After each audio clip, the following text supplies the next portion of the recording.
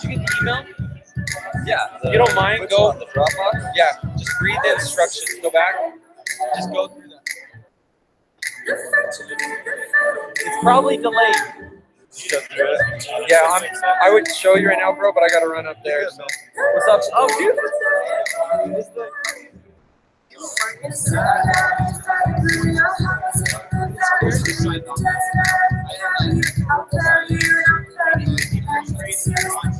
How you been, dude? You good? How was the drive down? Was it pretty crazy? Wasn't too bad. Good. Busy, man. It's been nuts. It's been nuts, yeah. Yeah, if you don't mind serving that.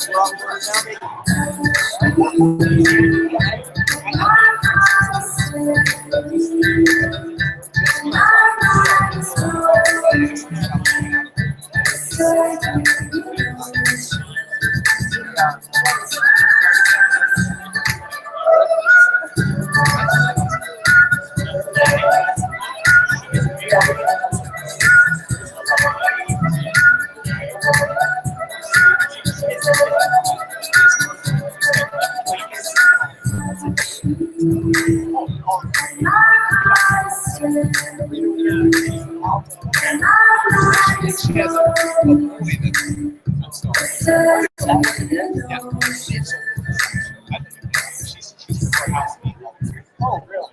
Okay. She's been texting me. She's like, I don't know if I want to go out yet. This and that, kind of back and forth. And then she texted me pretty much before the cruise. And there's no cruise. She's like, look, I'm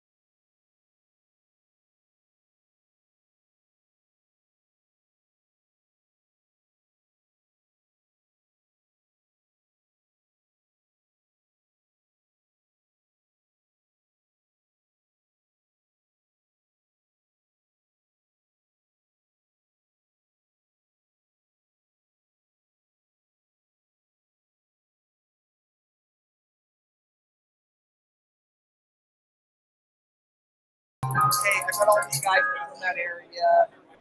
If they want to stay over there, can you go? So I took 4 reps, and then all 4 of them. I think it's like I had 4 reps, and 3 of them went home. Now you know. So it's just like, yeah. So now I'm like, that's always my first response. Like, yeah, let me eat them.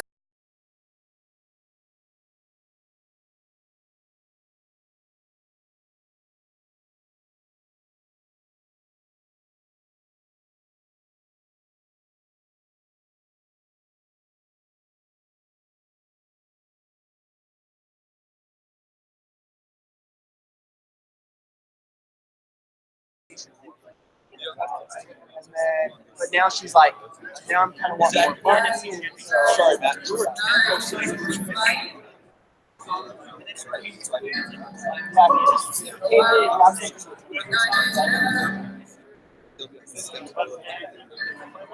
Anyways, yeah, so her brother he's about 20%. That's what he's doing. Awesome. I don't know. Yeah. Awesome. I want to be back to he's a young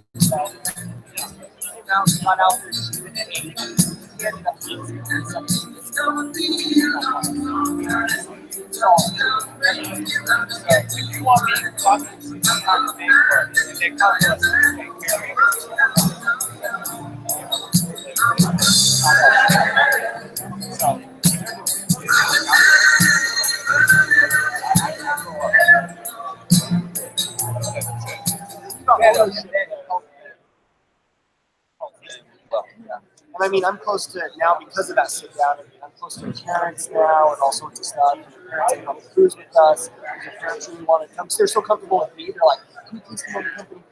I was like, and so, anyways, they were with us, sat in the theater every single day. So, I mean, that whole family is doing well. But yeah, let's see what happens. I just want her to be happy. And if that's in Seattle, That's fun to hear about. it's all about. I mean,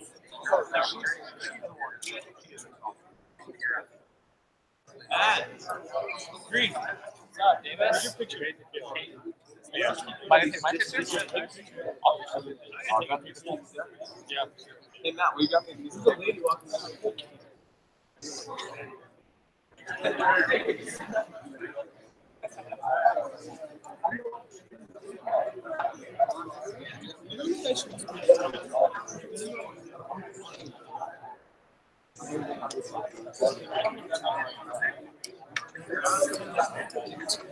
Well, I guess they're not gonna work.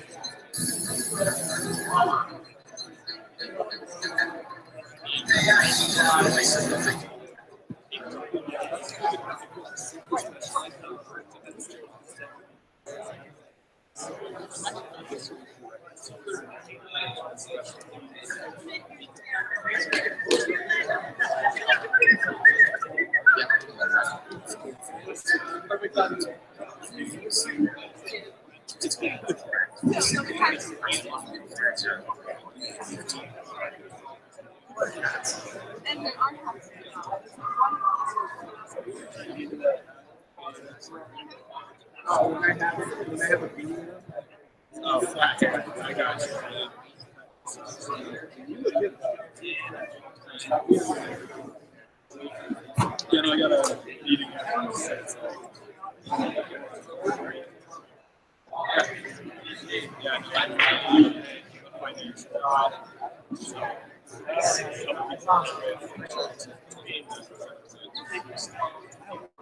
Yeah, yes.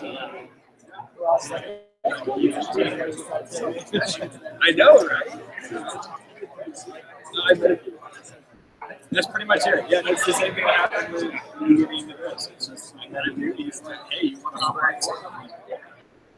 It's not even a bunch of shit. So I mean, I'm letting this work practice. But if somebody say, he wants to come to practice, he can do one practice. Out of all practices this year, that's enough. If I can't practice, I can't practice. one purpose. So it ain't about that. It's not about that at all. You know what I'm saying? But it's easy to talk about. It's easy to sum it up. You just talk about practice. We sitting here, I'm supposed to be the franchise player. We in here talking about practice. I mean, listen. So I was just going to ask you, to hear me up back to you, I texted him, he said he was texting his friends. So I called him, picks up, he's like, oh, yeah, I got it on DSI. What's up?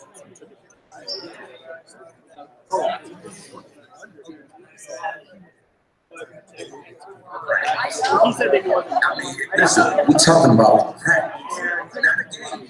He said that he had a bunch of friends. We talking about practice. Not a game. That he had mentioned it to him, but he hadn't really followed up, like he said he would.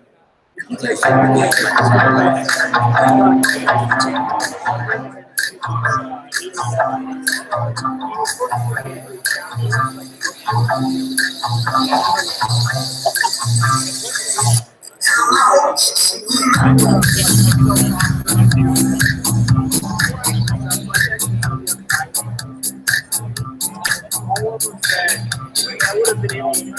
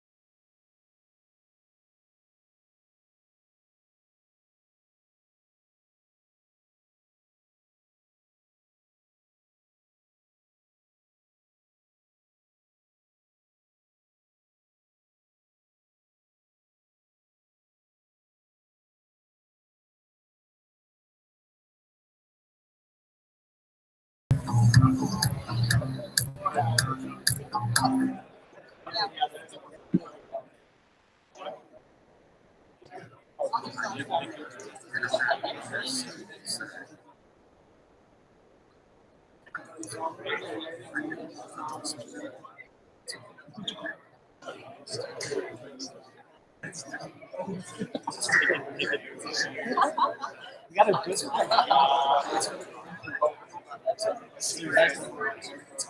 Game. We're talking about practice, man. When you come in the arena and you see me play, you see me play, don't you? You see me give everything I got, right? But we're talking about practice right now.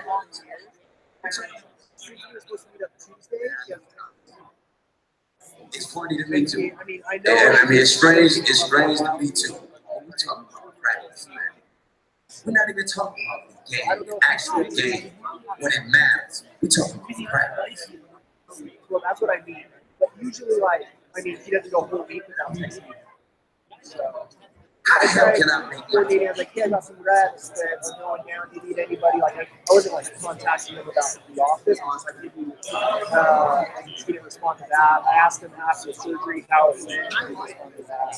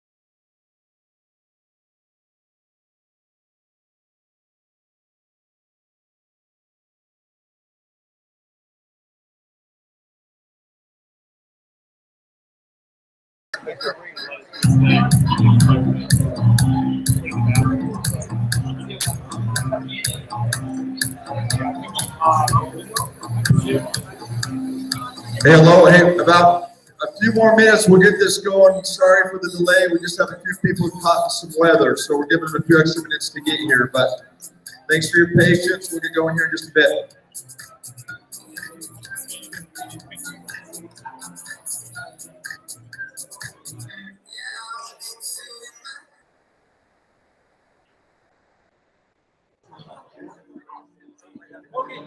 dude?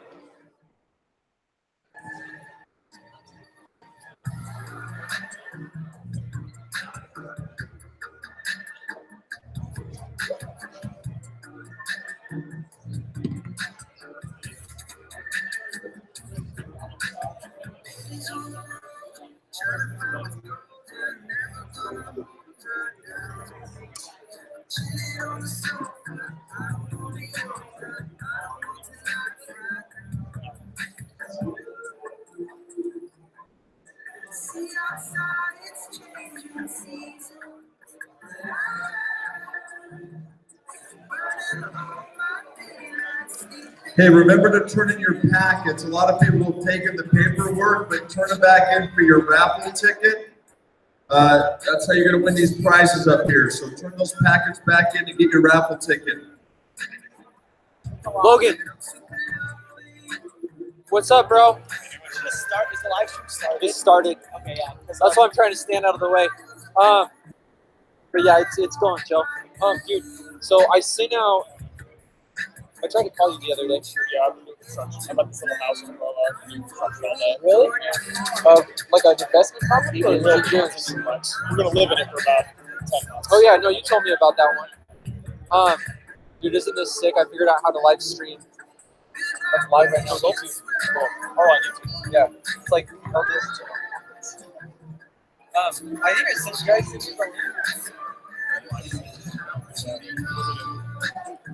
Once our group text, that's a video. Yeah. Anyway, okay, so this kid, let me let you read it, bro. There we go. What is this? I like that. Self-tape? Thank you. Okay, 1 second. You gotta read this, bro, because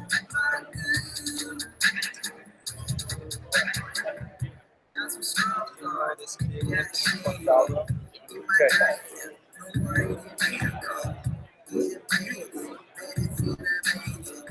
You saved it with a smile. Show it with a smile. What'd you send? Oh, it's just the Dropbox thing. Because it's all the active reps in the company, so He's not active. He's from last summer. He's not active. I changed his password. I have no idea. I mean, I banned him from the. But look, this is what I said. So, I apologize for this. Oh man, I just giving you this focus and that's all some reps this time. Well, I've dealt with this company, all this deals, and anyway, I just wanted to give you a heads up. No, he's crazy. Like that. Yeah, like he went through a whole debacle. Really? Okay. Well, I just wanted to give you a heads up, you know? Okay. Neither am I. Dude, you're remodeling it by yourself? A lot of it, yeah. We're laying floors, cutting out some wall. It's been a lot of fun. That's dope, dude. Did you know this stuff before? Yeah.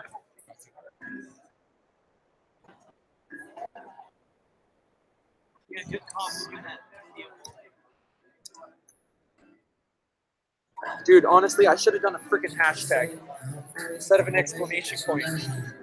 Because everyone thinks it's like I'm saying, here's the password. And I'm super stoked about Yeah, I'm that, super bro. stoked. Like, no, you idiots. Joe, I just said. Oh, you said that one. I know you're gonna be like, Oops. I should put a sign here. Beware. so I'll sit here.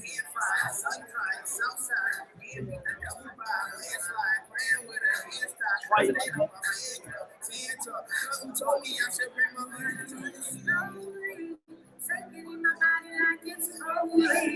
I've been waiting for you for the whole week. I've been praying for you, you're my Sunday.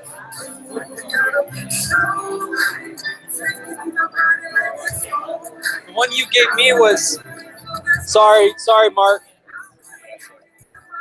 I'm sorry. Oh yeah. No, you're good. You don't need to apologize. Yeah, dude. To Tanner? Well, no, I mean, even Tanner, Tanner he's just like you. How do you exit out of the app?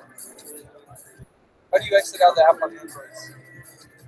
What do you mean, dude? Just close it out. Okay. So now go to your. Do this a few times until you get access. Oh, there you go. Shit. Who was that handsome? I don't know. Gotcha. Okay, I'm gonna be honest with you. I ate the power bar. I gave Shannon some because you weren't by me. I looked for you. I was like, nowhere to be found, bro.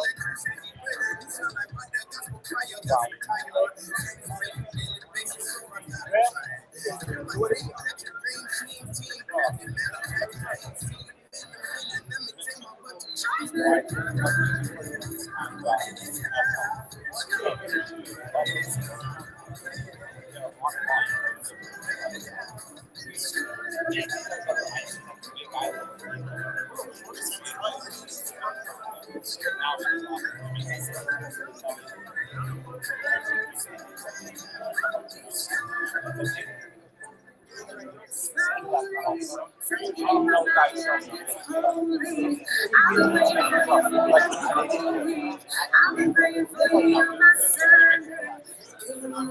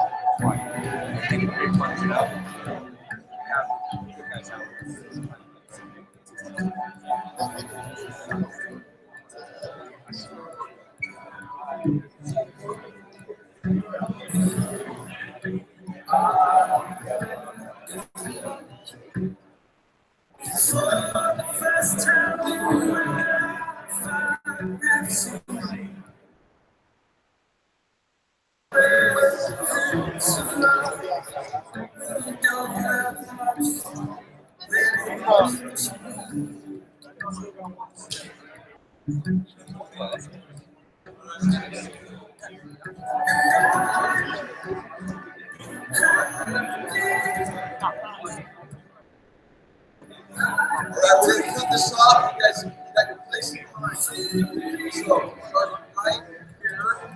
One on your paper. Wait on the same right here. Right back.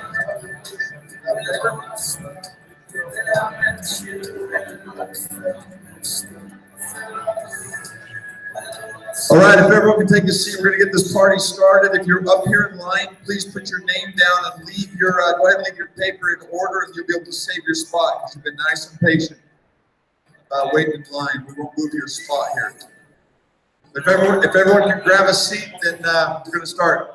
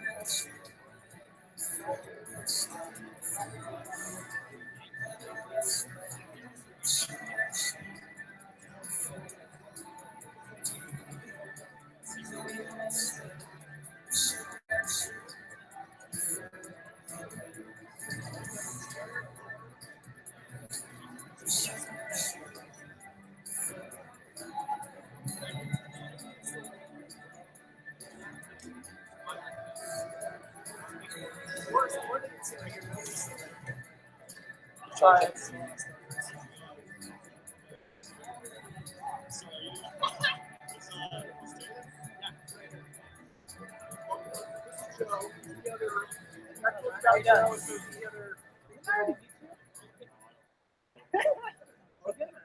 No, he's Southern Utah. Salt Lake.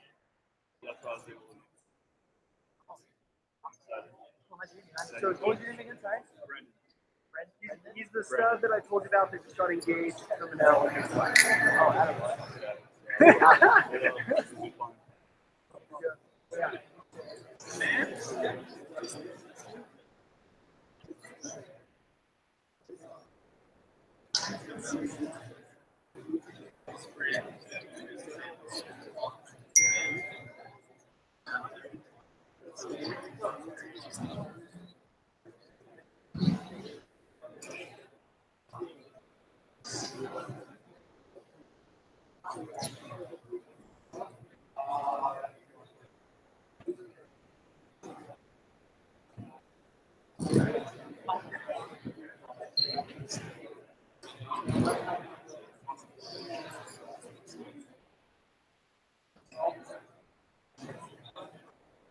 Hey, Shannon, where are you? You need to go with your computer. Will you come up here and get this started? Okay, if everyone can grab a seat, appreciate you being out here. We'll get 1 minute. Let's go get this Shannon's password figured out.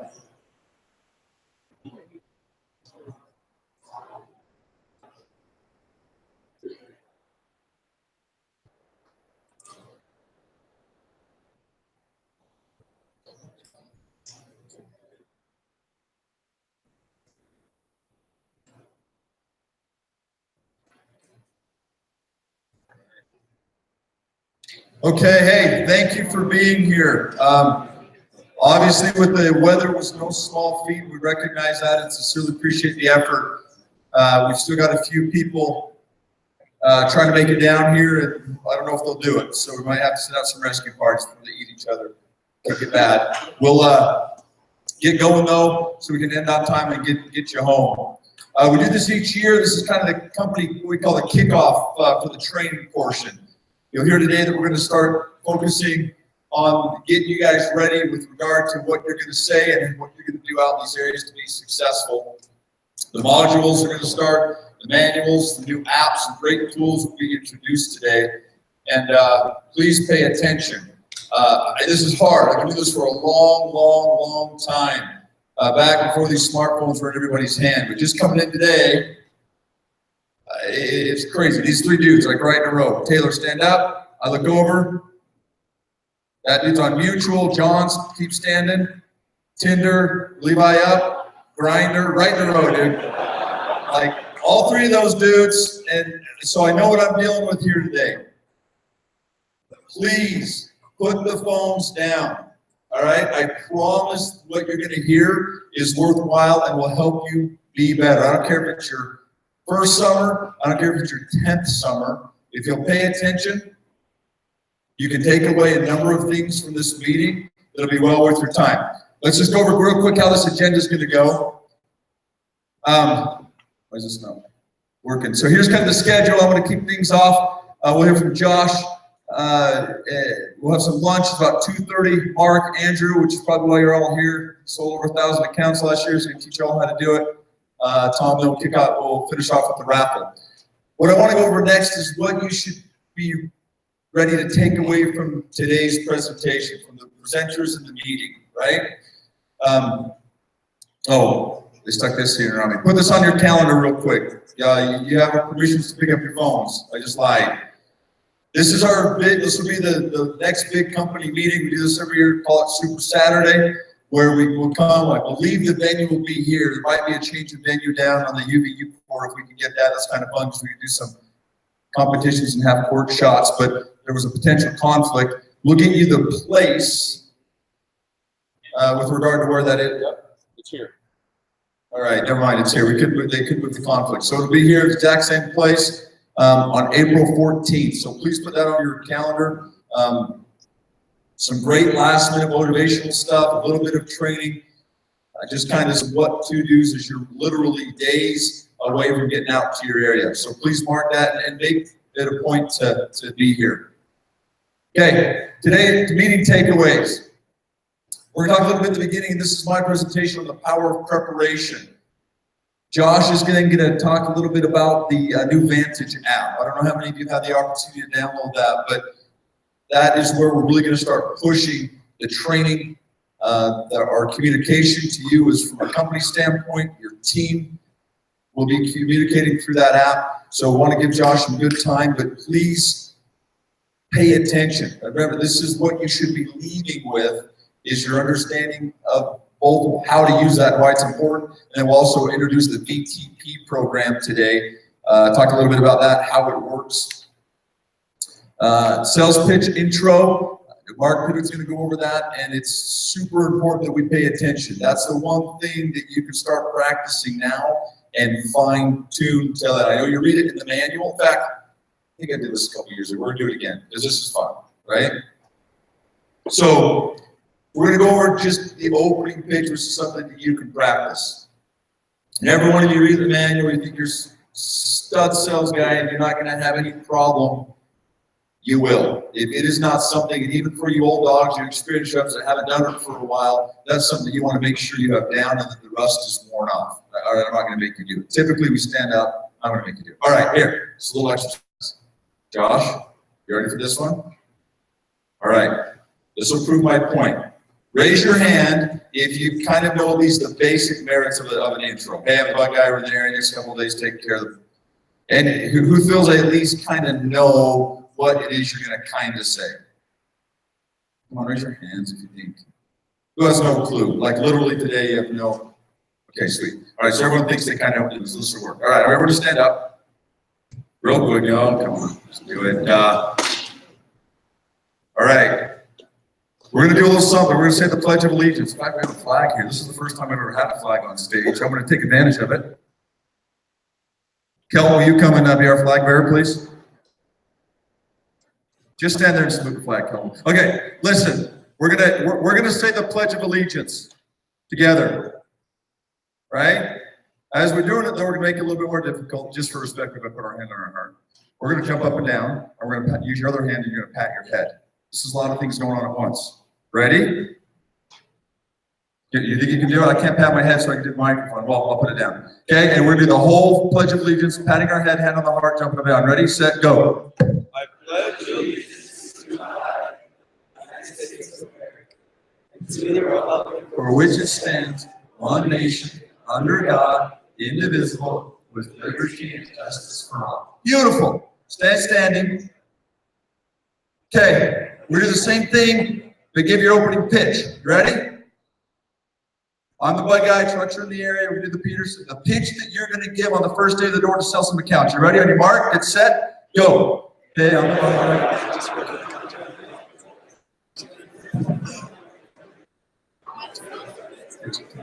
For the next couple of days, we can do it for half off. Some of you guys are way too long on your pitch. Stop jumping. Okay, sit down. Be honest. What was easier? What was easier? No question. Right? I don't think one person stumbled on one word for the Pledge of Allegiance. You weren't planning on doing it. Cold turkey, pat in the head, hand on the heart, jumping up and down, smiling, looking dumb, and you nailed it. Not one if, and, like, nothing. You nailed it.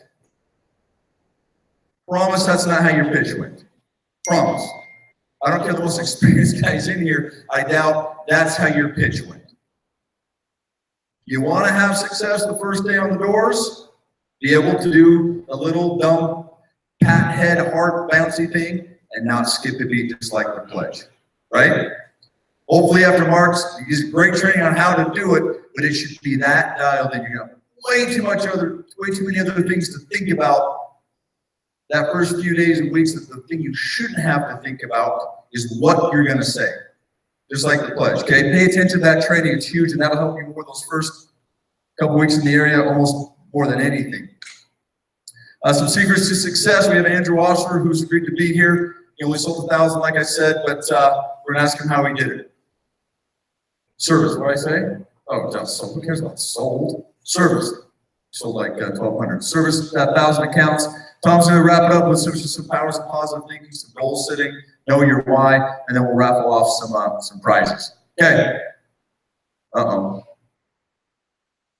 What is this? Okay. I just want to start with this quote. Managers had to hear this morning during our manager meeting, but I love this quote. This is by name of Orson Lord, and I don't know if you guys know him. He's an old timer. He was kind of the innovative entrepreneur of the late early 1900s. Had a magazine called Success, a business magazine. And I love this quote. It's kind of in Old English with regard to its verbiage, but I think it holds so true with regard to what we're doing. It says, unless you have prepared yourself to profit by your chance, the opportunity will only make you ridiculous. A great occasion is valuable to you in proportion as you have educated yourself to make use of it. I think especially with summer sales, this you couldn't nail it more. I know, again, we don't talk like this, but this is so true, right?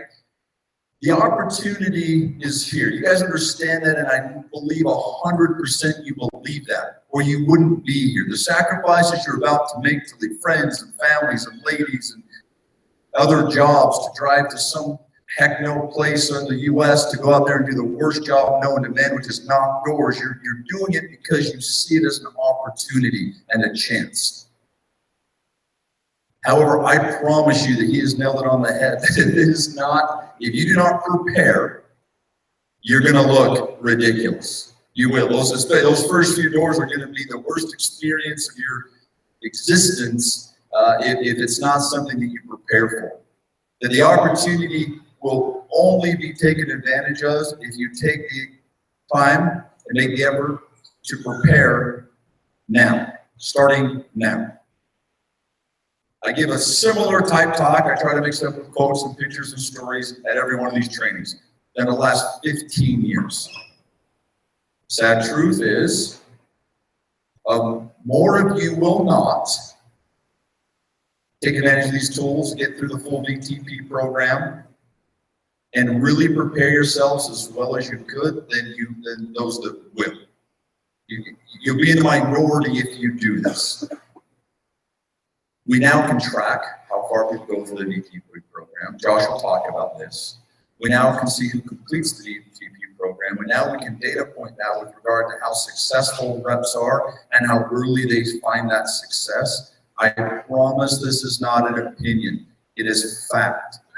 If you will take the time to prepare yourself for this opportunity, you're going to be so much better this summer and be able to get such an early start on that curve, that success curve. Okay? This is my son, Jet. He's 7 years old. He's on junior jazz team, year number 2. He's coach, assistant coach. There's 2 of us. And signed up late, right? So we got put on the crappy team with all leftover dudes. We didn't know. I was actually out of town. We signed up for, got him signed up, and honestly, we were horrible. 0-6, horrible team. Actually, we're sandbagging for a good draft point pick next year. But let me tell you about Jet. This cat loves playing basketball. This cat hates practice. Hates it, right? Every time. Hey, bud, let's go to basketball. First thing he asks me when we say it's time for basketball, very first thing that Jet asks me, Dad, is it a practice or what? A game. Because he hates practice, but he loves games. And it dawned, come on, bud, let's go. Practice is boring. Practice is. So when we're driving, I said, Jet, you love basketball. Like when you're so excited, like the night before games. I'm not kidding. Kelvin, his uncle, can tell you, like he lays out his he looks like a little human basketball player laying on his bedroom floor. He has a little stupid headband he wears and wristbands, and like it's all ready. He's so stoked. And I said, bud, I don't get it. Like, practice is playing basketball. why do we hate practice so bad? And his response is up there, because Dad, you don't score any points in practice. And kind of hit me. I'm like, yeah, you're right. I guess we don't score any points in practice. If you look at it from that aspect, practice doesn't mean anything in the whole scope of things. We play basketball to play games. We play games to score points to win something. And it was kind of a teaching moment for me, right? I'm like, Jesus, Coach, I'm doing something wrong at this age because he's not old enough to make the correlation between practice and scoring points. Then maybe we should do some things more reward or whatever. And because I tried to explain it to him, like, look, bud, we don't score points in practice, but practice helps you score those points in the games. And the poor 7-year-old mind just couldn't bring those two concepts together, right? My question to you is, do you score points in practice? Right? The other really bad thing for me as a father is that when he said that, I had this flashback. Okay? I'm going to show you the video clip. How many of you are familiar with a guy named Allen Iverson? I'm old. Oh, that's so sad. Okay.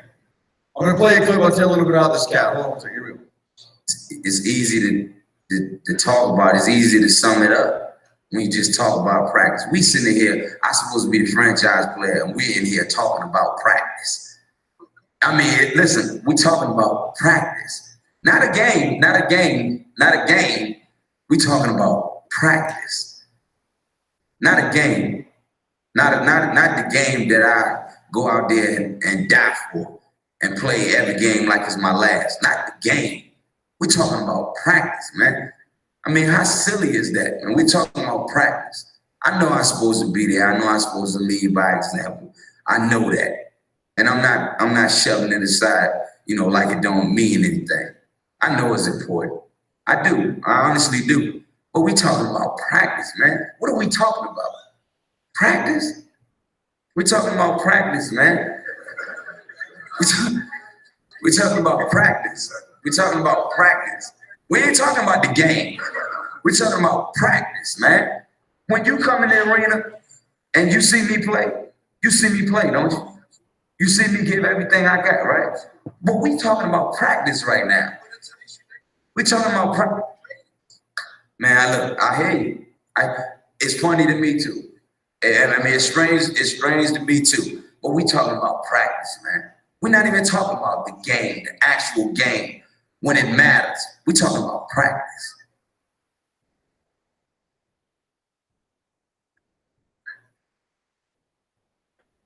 How the hell can I make my teammates better by practice?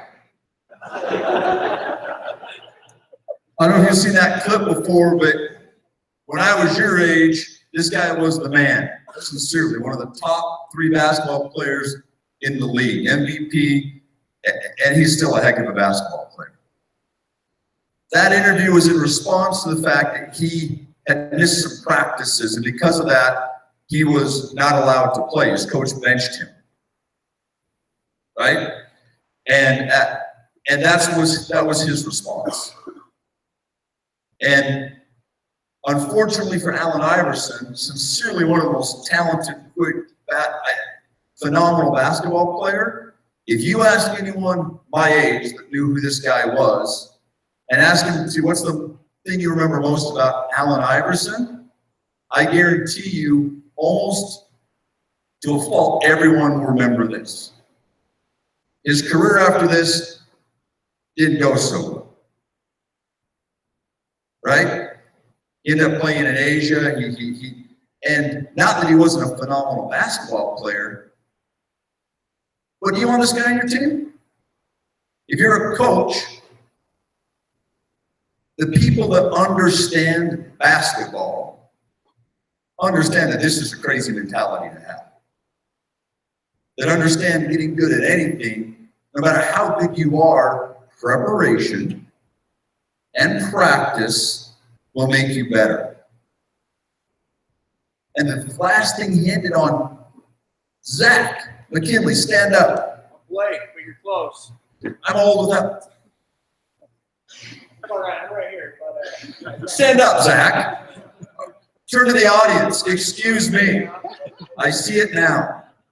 Yeah, you stand up now, Wade, just because you made fun. Sit down.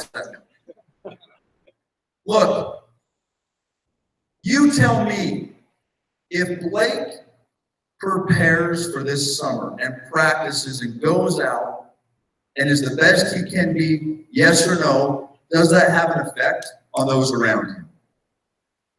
Yes or no? It absolutely does. I promise you. Thank you, Blake. Allen Iverson is completely wrong. Absolutely wrong. That your preparation as an individual and how you perform absolutely is going to have effect on those around you. It's going to have effect on the team, the people that you're living with and working with 7 days a week in some weird apartment building in Louisville, Kentucky, wherever you're going. You will absolutely be affected by and have the opportunity to affect your team, for better or for worse, based on your preparation and how well you take the opportunity.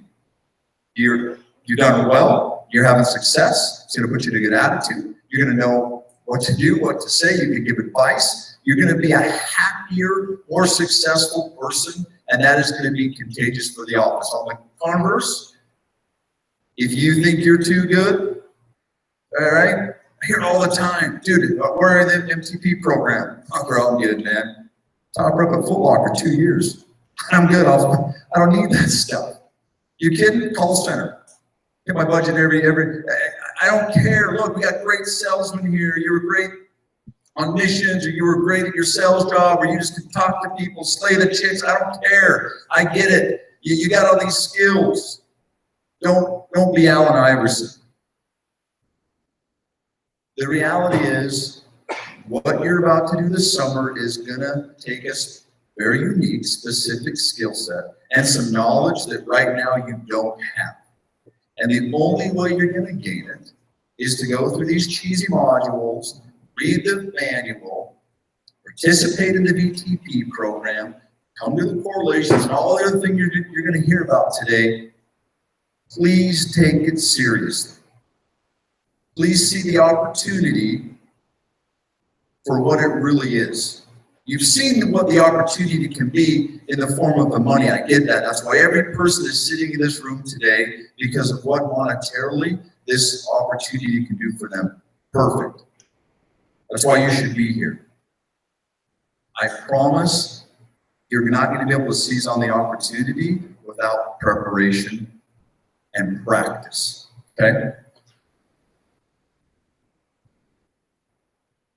I just want to end with this and we'll get done. I love this quote by President Abraham Lincoln. It says, "Gives me 6 hours to chop down a tree, and I will spend the first 4 sharpening the axe."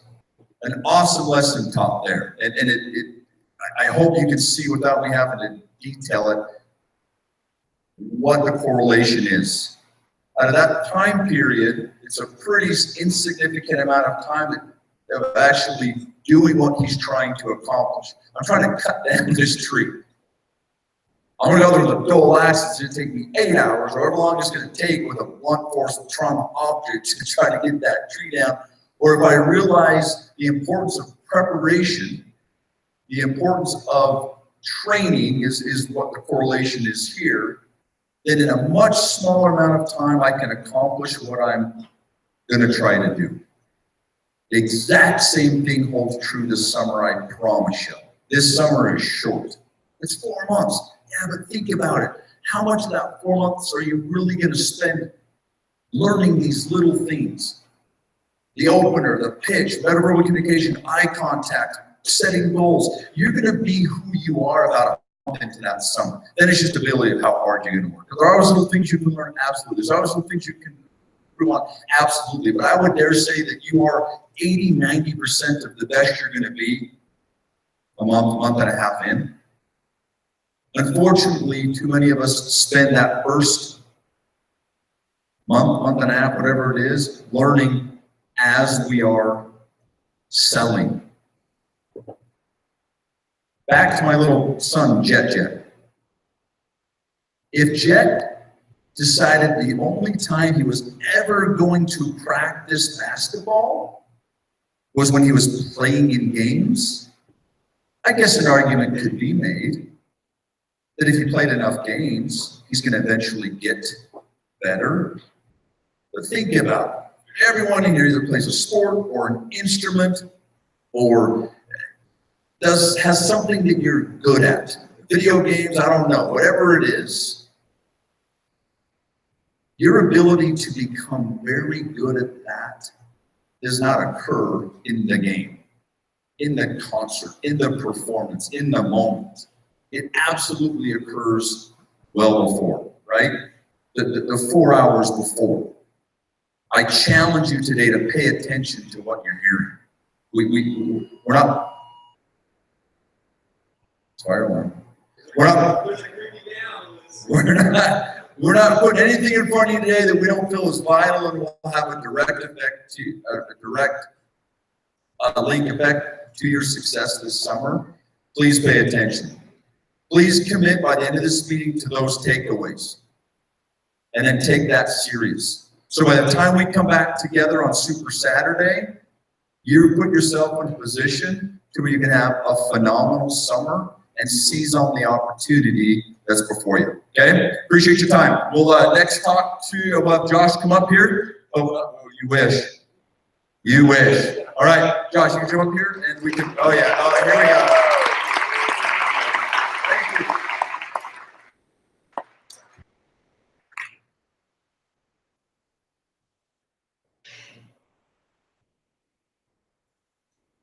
All right. How's everyone doing? I like it. Look at that bearded goddess right there. I love you, bro. All right, hey, let's get this started right. I need a volunteer to come up for a quick example. Who wants to come up? Just come on up if you want to get up here. First person up. Mr. Cowboy, let's do it. Come on up. What's your name? Two? Okay, that's cool. All right, well, here you go. You got $20. $20, there you go. Here's a Chipotle gift card. All right, give it up for two.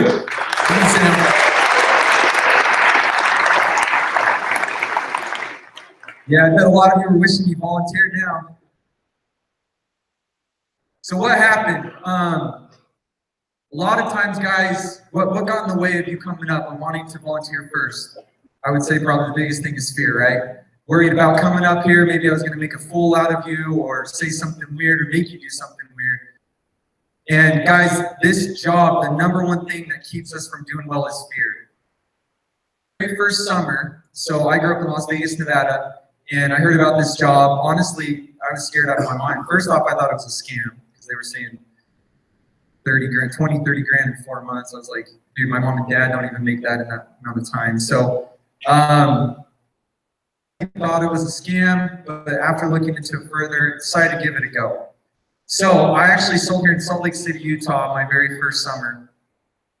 I got here and I was definitely afraid. I was like, deer in the headlights look. I showed up. I remember it was June 1st. I found out about this job a lot later than most of us.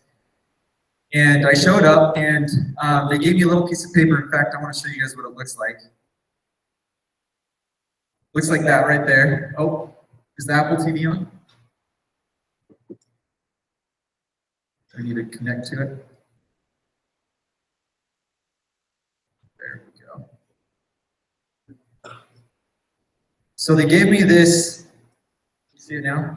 They gave me this paper and literally said, all right, you're good to go out, have fun, good luck, hope you kill it. And basically this is all I had, you guys. It says flush out, which that was the opener we were using back in the day. We'd get to the door and tell them we were doing flush outs, ask them if they're going to be there the next few days. Talk about bugs, talk about the frequency, how often we're going to come out and service the home, which was bi-monthly back then. And then talk about the service, tell them what we're going to do, and tell them the price, and then close. I didn't even know how to close. So I remember showing up to the first door, literally with this paper in my binder, no training, no preparation. And I knock on the first door with my trainer. He ends up taking an hour talking to this guy. I was like sick of it. I was like, dude, just let me go off on my own. I'll go fail and I'll learn. And so I run down the road and I see this guy mowing his front yard. And I run up to him. I'm like, hey, excuse me. And I had the courage to stop him. It was kind of awkward, but he stopped what he's doing. And I said, hey, look, we're killing bugs. Do you want to get it done? I noticed you have holes. You probably have mice in your yard, right? And he's like, actually, I do. And I was like, oh, okay. Well, do you want to get it done? He asked how much. I didn't even say half off. I just said it's $79 every other month. So if you want to do it, we can get you done right now. He's like, all right, sounds good. My jaw dropped. I was like, what is this? And but what was funny is I didn't even know how to fill out the contract. So I said, hold on. I had to run back up the road, get my trainer, come back, and then I filled out the contract with him and got my first sale. It was pretty fun. So that summer, I got really blessed. I worked my butt off, just like Shandon said. I got rid of the fear that I was just talking about, and I went at it 100%, you guys. Ended up, after cancels and everything, netted 243 accounts. Now, here's the thing. If I would have been trained before the summer had even started, if I had been given the right resources and tools, I would have done a lot better and been well over, I think, even 300 accounts. What we're going to go over right now is going to give you every single resource you guys will need in order to have a successful summer. And honestly, I'm envious because, again, I didn't have this back in the day. So let's flash forward to, let's go forward to 2015. Vantage, we came together, all of the regionals and partners of the company, and we decided, hey, we want to build a program so that guys don't have to keep going through what I went through. Show up day one, don't even know what they're doing. And guess what happens the first 3 to 4 weeks of the summer when you get out there with no training? It's a roller coaster. You have good days, you have bad days, you don't know what you're doing, you don't know how to close, you don't know how to get around objections. We're going to teach you guys everything you need to know so that the only reason you won't hit your mark is because you didn't work hard enough. Okay, is that fair? So let's go ahead and get into this. But before we do, everyone go ahead and stand up real quick. All right. If you're going to sell at least 100 accounts, stay standing. Like it? If you're going to sell 150 accounts, stay standing. I think no one sat down. Tom, Shannon, we're going to make a lot of money this summer. All right, 200 accounts. Stay standing. Joe, you fricker. All right, 250 accounts, stay standing. Look around, guys, this is your competition. 300. 350. All right, last one, 400. Corey, Andrew, I know you guys are going to hit it. All right, thanks, guys. Sit down. I love it. Hey, those are great goals. What we're going to go over right now, you guys, is going to help you to hit that goal that you just stood up for, okay? So, if you will, please pull out your phones. And for those of you that have downloaded the Vantage app, go ahead and pull that out. If you do not have the Vantage app downloaded or have access to it, don't worry. On the break, go to your sales manager, or if you don't have your manager here, come see me, and we'll make sure that you get access to the app. Cool? Okay, so 2015, like I said, we launched our new training program. Guys, this training program, I can promise you, I've looked at Vivint, I've looked at other competitors out there, and no one has a training program that has the levels that we have, that has as much information that we've put into this to provide success with you guys. Success loves preparation, okay? Success loves preparation, and the more preparation you guys put into this summer now, before the summer even starts, the better off you're gonna be. Well, this Vantage training program I'm about to go over, we had a BYU student run a report, just like Shannon said. Guess what the number was that came back after I ran a report for first-year reps that completed the whole training program? It was an increase of 27% in production. 27. We've done the math, you guys. That's easily over $5,000 just in the 4 months of the summer, okay? So is the training program worth it? 100%. And we're actually going to go over an incentive in just a minute of how, everyone, if you complete it before April 1st. So the training program is now in our new app. So 2018, we're launching our very new Vantage app. What's cool, you guys, is no one else has this either, so you can feel cool about that. But in the app, if you go to Sales Rep Portal, click on that. This is going to have all the resources that you need as a sales rep to prepare and to learn everything that you need about this job, okay? So go ahead and click on Vantage Training. By the way, just a couple things about the app. On the top right, see those 3 bars? That's a side menu. If you click on it, you've got notifications. So you can click on notifications and subscribe to the different notification groups or unsubscribe. App settings, that's where you check for new content. And then you've got some different tabs that you can go directly to, like the Vantage Training Program, so you don't have to go through all the different portals to get there. So, all right, so you've got the training manual, training videos, module calendar, and then you've got the 5 levels. Okay, let's jump into the first one. So after you guys get hired onto Vantage, and after today, you're going to start the VTP, and this is the first level that you're going to start focusing on. Make sure that you get with your sales manager and your regional manager to help you get through all of this and accomplish it. So the first thing is the W-9. You guys are filling that out today, so check that off the list.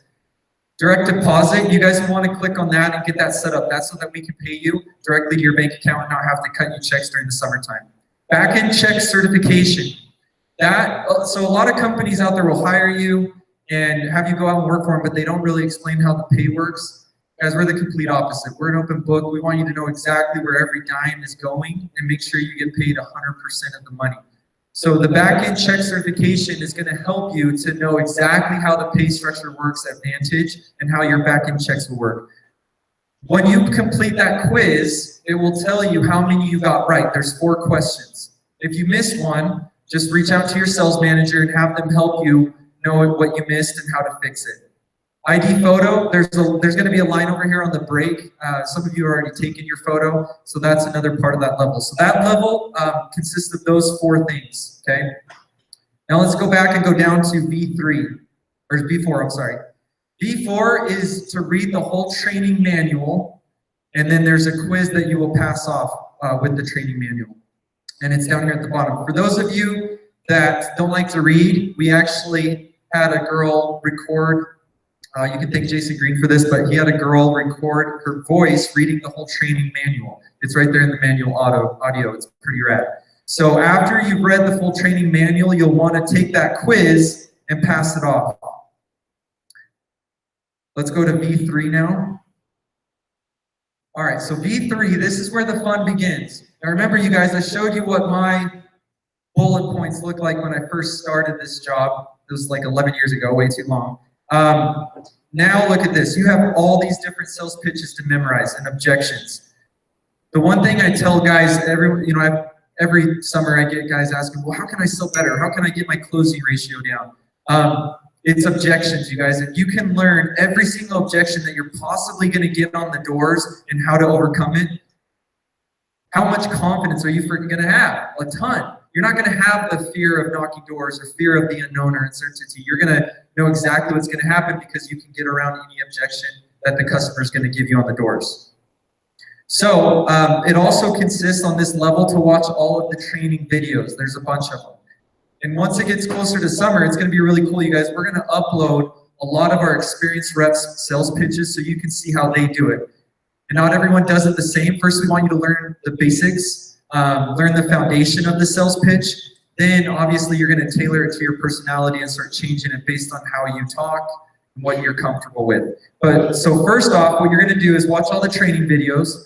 Then, this basic full pitch, if you click on that, literally, we have the whole entire sales pitch written out for you guys. And you get to memorize this, go in and pass it off to your sales manager, word for word, okay? And he's also going to work with you on metaverbal communication, body language, all that fun stuff. But you'll want to go in and pass this off to your sales manager. Switch over. During the summer, you guys, you're going to run into customers that are already with a different company. And we have a switchover pitch to teach you how to switch them over from the current company that they're with. It's a lot different than the regular basic full pitch. So you'll want to memorize that one and go in and pass it off to your sales manager as well. APay. Who knows what APay is? What's that about? Credit cards. Why is that important?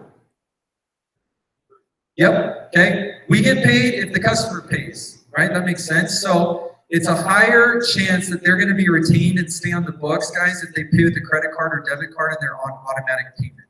That's why we have a full certification just on APay. So you'll be able to, when it comes time to ask for their credit card in the sales pitch, you're not going to be scared, you know, can you please go grab your card? It's going to be a lot of confidence and you'll get a lot of APay. I mean, this last year we had some guys that had 100% of 300 customers they sold all on auto pay. So it's definitely doable, okay? And then here are all the objections. I don't want a year contract, spouse concern. I do it myself. I don't have any bugs. I don't like chemicals. It's too expensive. Once you guys have passed all these off, your sales manager will fill out that form at the bottom, and you basically, corporate will know that you completed level V3, okay? Let's go back real quick now to V2. All right, so V2. V2 is the modules. Okay, so there's 4 modules, you guys, that we're going to be going over. If you click on the module calendar, it's going to show you the modules that are coming up and the locations that they're going to be in. So the first one is this upcoming Wednesday next week at 8 p.m. And if you click on it, it'll actually have the different locations, their addresses, and everything else so you guys know where they're going to be held. If you guys can't make it, it's not a big deal. Next month, we're going to probably change it to Thursdays instead of Wednesdays so that those that couldn't make it the first round of the 4 modules will make it the second round. But the modules are going to consist of training material in each one of them, helping you guys prepare for the summer. And so you need to go to each one of those modules, all 4 of them, and your sales manager, once you've done that, he will submit the V2 completion form. The other thing, the last thing on this one, so we've noticed that a game changer has been recording your pitch. So there was this guy my very first summer, Chris Taylor. I think some of you may have already heard the story. He was a ginger. That's bad, but he actually sold 400 accounts his very first summer. You guys can do the math. That's 100 grand. The guy had a stutter in his talk, you guys. I swear if you met this dude, you would not think he was a salesman. But I actually had the opportunity to sit down with him after our first summer. I think it was in 2007. And I asked him, like, what did you do? You outsold everyone in the company, 400 accounts. He said, now this is a little above and beyond, but I mean, he got personalized training before the summer. That's number 1. That's what we're trying to accomplish with everyone in this room. Secondly, he would record his pitch every single day and listen to it when he got home. Who is the best critique of your sales pitch? Yourself. And I don't know if you're like me, I hate hearing my own voice, but it is what it is. You've got to listen to that. And at least I would encourage you guys to do it the first couple of weeks of the summer. But in this level, your sales manager is going to video record your sales pitch, the basic full pitch. They're going to record that whole thing, start to finish. And they're going to submit it to, what did we say? They're going to submit it to corporate, and then we'll know that you passed it off. But that is not meant necessarily so that corporate has a bunch of videos of dudes doing pitches. It's so that you can watch it and actually see, oh my gosh, I didn't know I raised my eyebrows that way, or I looked weird this way, or I said this a lot, word a lot, or whatever, filler words, right? So the recording of your pitch is really going to help you. That's level V2. And the final level, this is something that we added in 2015, and again, just a game changer for our company. You have to go out and sell 2 preseason accounts. That means before we go out for the summertime. Well, how's that going to work? Get with your sales manager. He's going to schedule a preseason knocking event with your team where you're going to go out and knock doors, whether it's here in Salt Lake. We have a bunch of different locations all the way up to Idaho, down to St. George, Vegas. So we'll let you know when and where that's going to happen. But everything in preparation up to V1 is going to get you ready so that you can go knock doors. Now keep in mind, guys, my first year, how many doors did I knock before the summer? 0.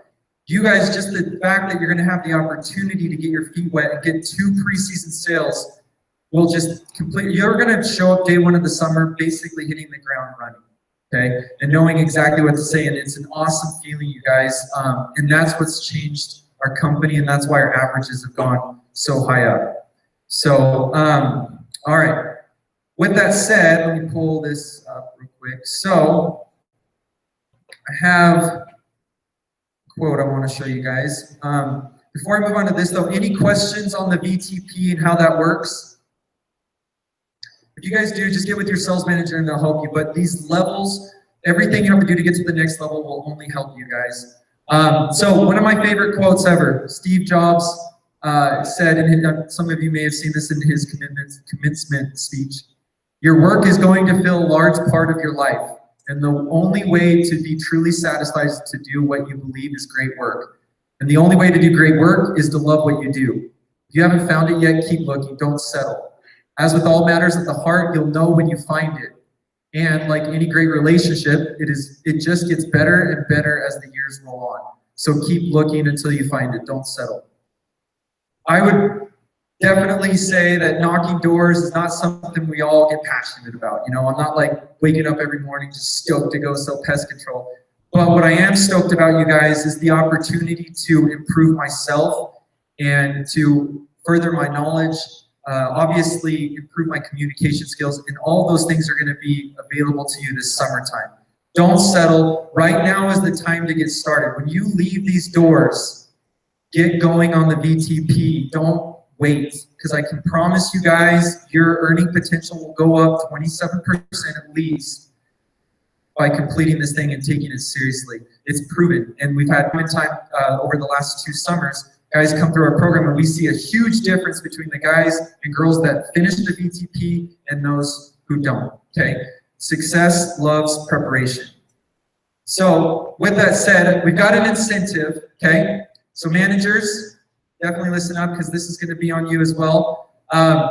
For all the teams out there, okay, by April 1st, so we want 80% of your team complete the VTP by April 1st. If that happens, your entire team will be going to a Jazz game in April, okay? So we're going to launch that incentive with the VTP. So 80% of the sales team has to have the VTP completed. If that happens, your whole team's going to a Jazz game in April. Cool? So get excited for that. Guys, when you leave here, make sure you have the app downloaded. You know exactly how the VTP works. And if you do have any questions on the app, reach out to your sales manager and we'll go from there. So real quick, I'm going to go ahead and close out. Time is about over. Do you guys have any questions that I can answer about the VTP, about Vantage, anything like that? Cool. All right, guys. That's all I got. Thanks.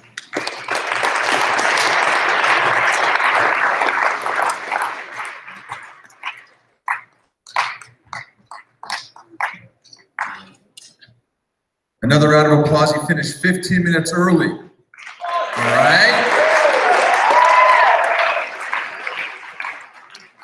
Everyone loves Josh except for the poor people bringing out lunch because we didn't give enough notice. So let me tell you real quick, we are going to break for lunch with just some house cleaning items. If you have not, we're the check-in table over here. I think we corralled most of you, but just a few things we need to make sure that we get done today. The packets, Blake, will you please hold that packet up? Make sure you get one of these filled out. You'll receive a raffle ticket for doing so for the raffle we have up here. If you did not have an opportunity to do that, get it turned in. This will be the last chance for the raffle. We're going to do a little bit extended lunch so that you get those turned in. Your pictures for your ID badges. Right up here, there's a line that's already formed. The guys will kick out a line. You come back, get your spot. Your names are right here in order. But ensure that you have a packet filled out. That includes your tax information, and then there's some paperwork, code of conduct, uniform agreement, depending on if you're going to Insight or Terminex. We need that done before you leave today to make sure that you get your picture taken. Lunch is in the back. Ladies, obviously, we will let go first. They're just a box lunch is back here, then some waters. We, as you can tell, the empty tables had a ton of people from Idaho not be able to make it down here. So if you're starving, want to grab an extra one, we should have plenty for those that are extra hungry. But let's grab some lunch and then make sure you get those packets, turn in, raffle ticket, picture done. We'll start back up here in about 30, 40 minutes. Thanks, guys.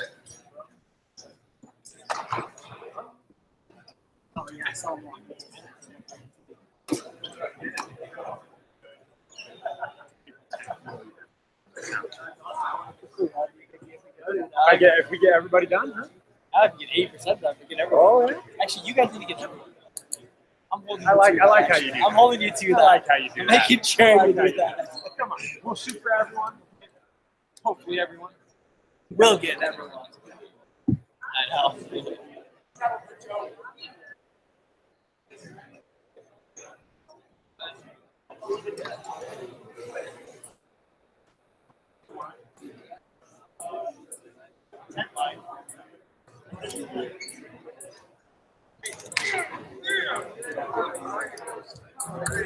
Johnny.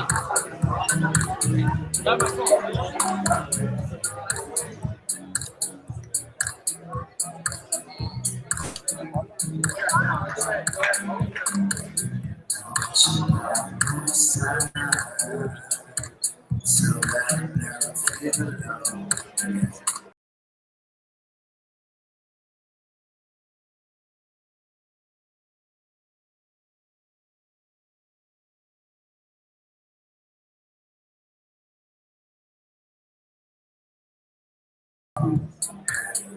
You have a Pen? I'm sure there's markers up there closer once you get up there. Yeah, that probably won't work with the pen.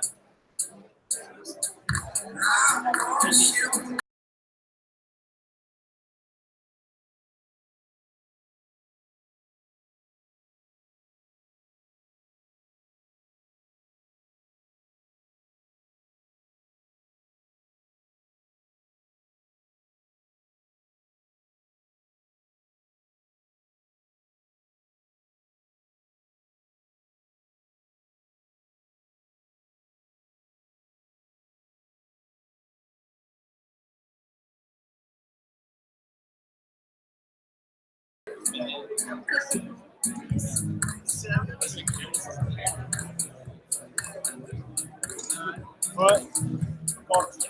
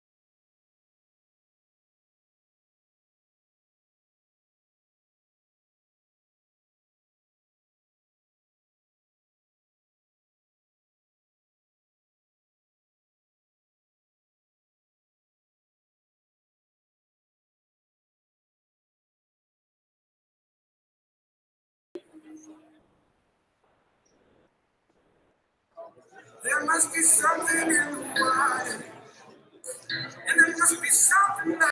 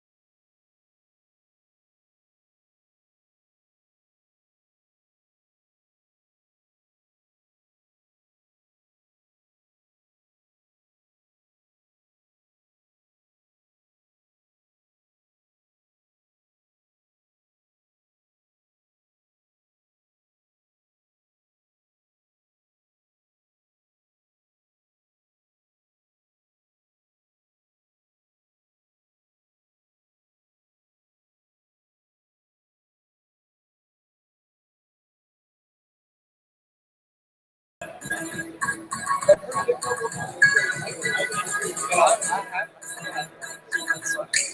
dude, that's Logan Paul. Yeah.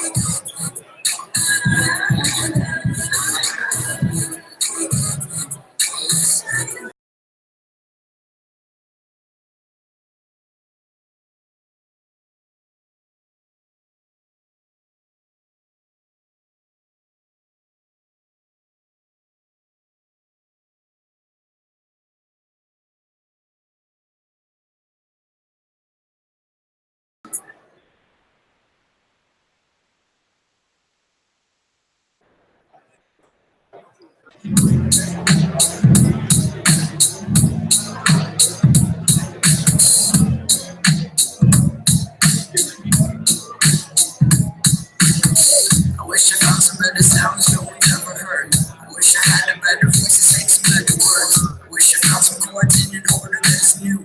I wish I didn't have to rhyme every time I say. I was told when I get older, all my fears would shrink, but now I'm insecure. And I care what people think. Blurry face and I don't care what you think. My name's Blurry Face and I don't care what you think. Wish we could turn back time to the good old days when the man was saying us to something that was just down. Wish we could turn back time to the good old days when the man was saying us to something that was just down. Just down.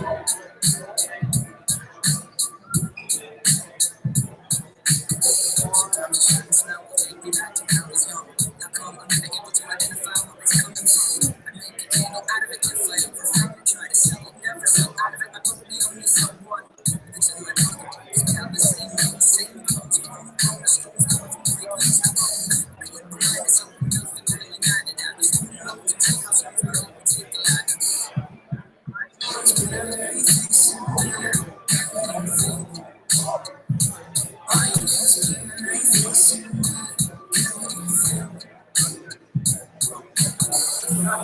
Wish we could turn back time to the good old days when the man was saying us to something that was just down. Wish we could turn back time to the good old days when the man was saying us to something that was just down. We pretend we were each other different names. We were building rockets, keeping them flying far away. Used to dream around space, but now they have another face saying, wake up, you need to make money. Used to pretend we were each other different names. We were building rockets, keeping them flying far away. Used to dream around space, but now they have another face saying, wake up, you need to make money. Wish we could turn back time to the good old days when the man was saying us to something that was just down.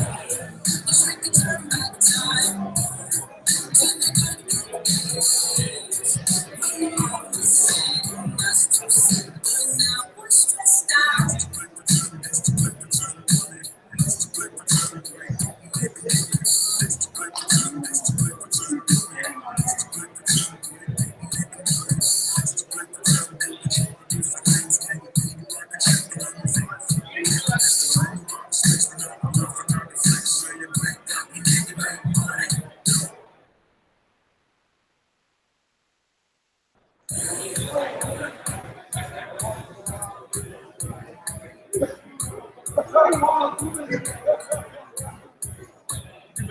Okay, we're gonna get going here in about 5 minutes or so. There's still some lunches left back there. If anyone's still hungry, grab them. Pictures, we're gonna be shutting this down after lunch. If you haven't got your photo, come get that taken care of. And again, just get those forms in.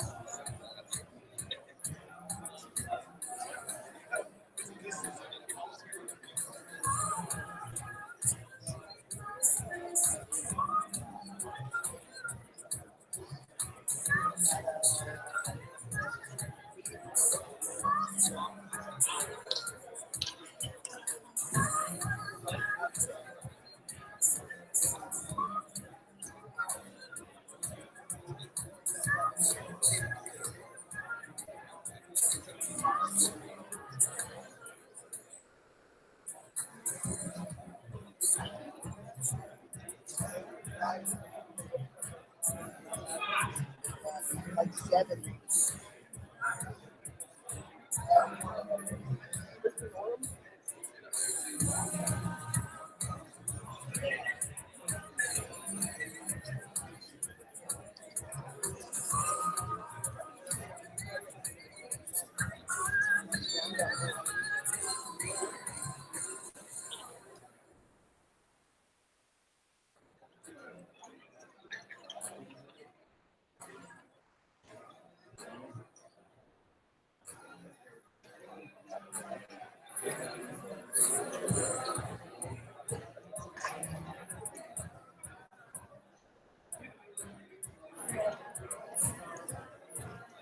I forgot all about that.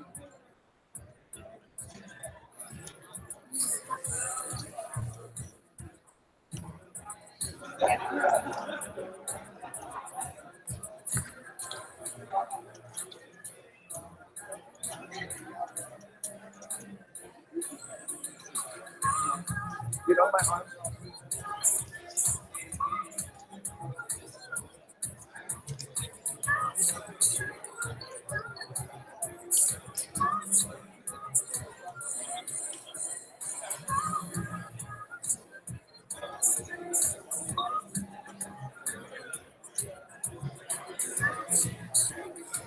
Just a quick note, the photos ran into some technical difficulties, but they're back up. So for anybody that needs a picture, come quick.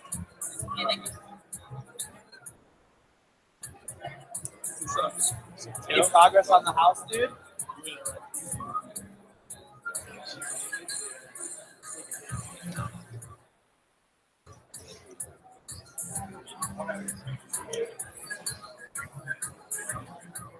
Joe, is this still going?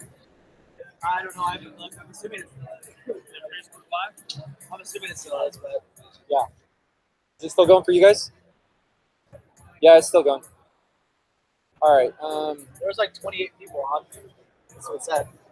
28. That's not bad. It's more than I thought there'd be.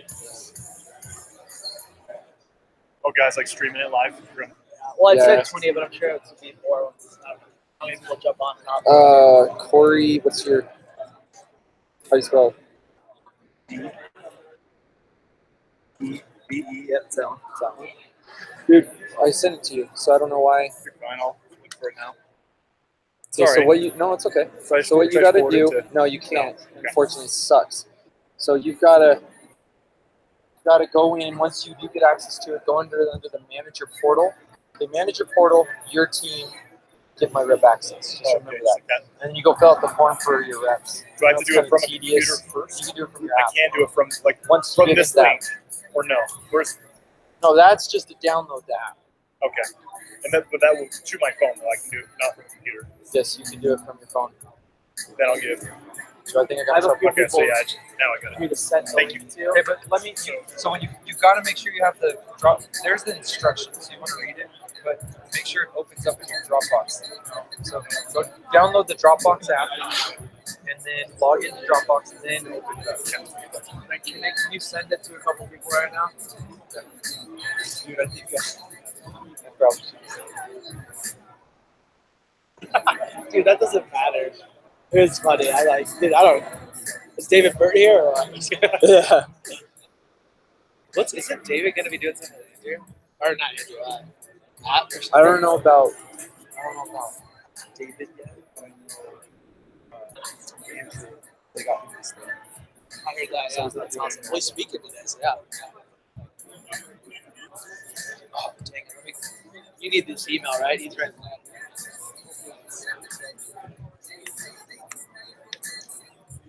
What do you think it went? That's really good stuff.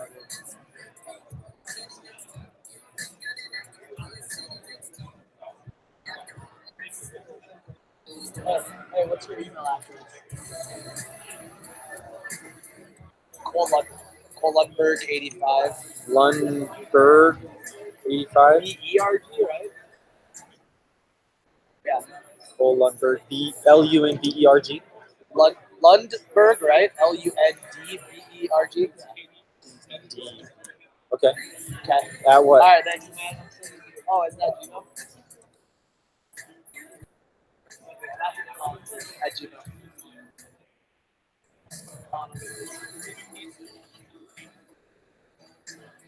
And I've looked more once already. Hey, I need your email address to send you the app.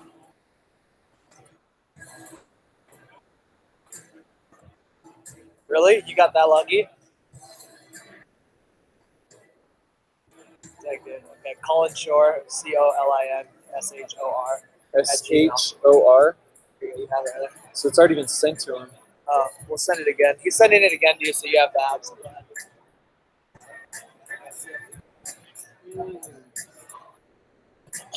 Cool. Okay. Dude, I came back. This kid had written all this Chinese shit. I'm just like, wow, okay. Wow. That's Tim, my brother-in-law's wife.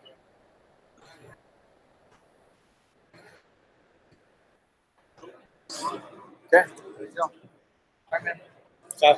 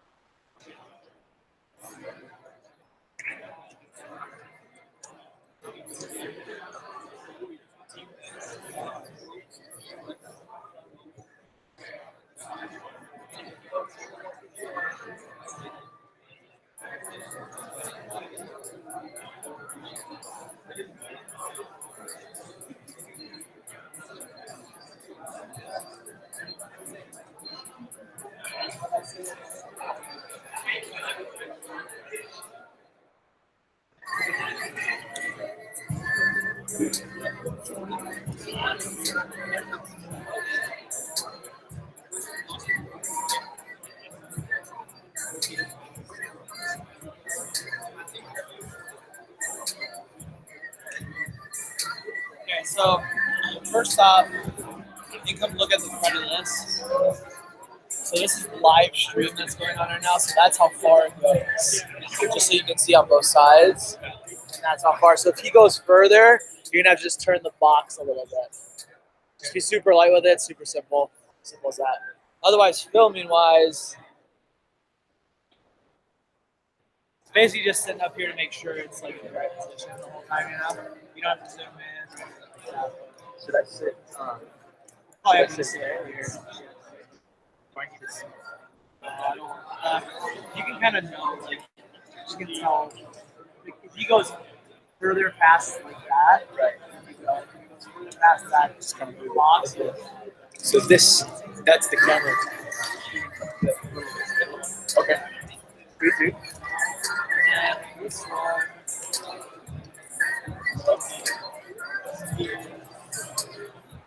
So on right now, it's at a pretty good location. So you start, and you're good to go. You don't move anything else, and then when you want to move it, you can just move side to side. So maybe like you can stop with it. This should be good if it comes to water. So start it, and then after the speaker is done, stop it and start it again. Okay? Yeah, so that way it's you just press the start button. Super easy. Okay? Break speed, yeah. So that way.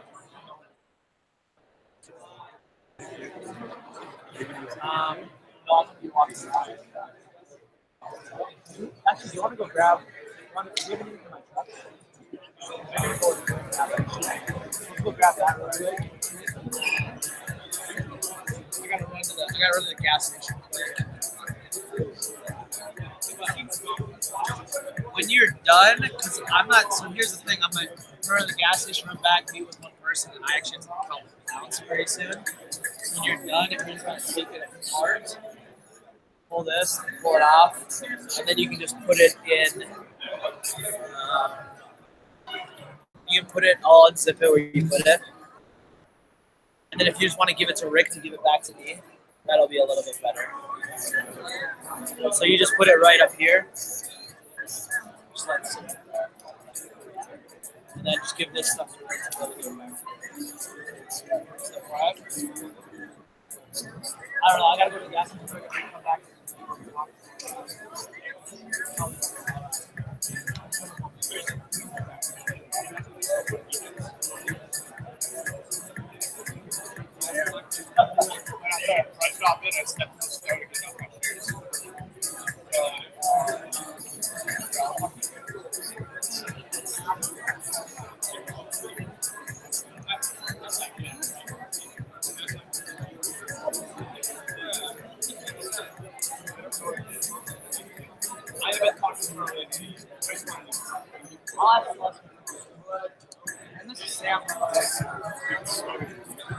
Okay, if everyone can grab a seat, we're gonna get this going again.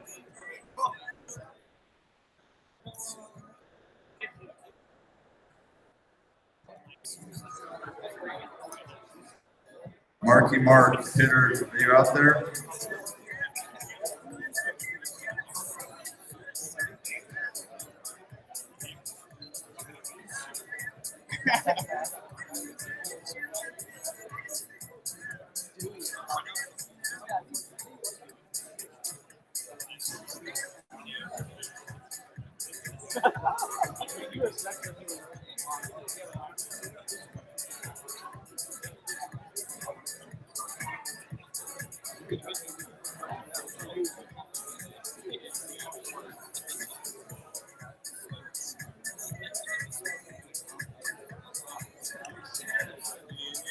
Shannon.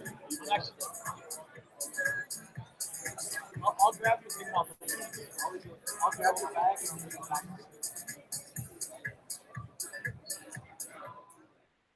Yeah,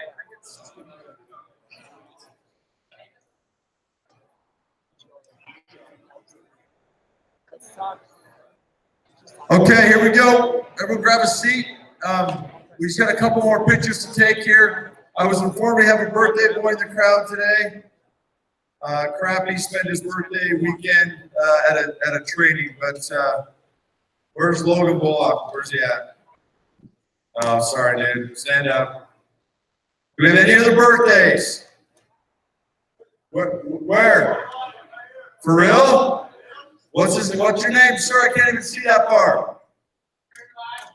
What? First name? Jared? All right, stay standing, Brother Jared. Brother up, Jared. All right, here we go. So Jared and Logan, you got, wait, we got three? Nick?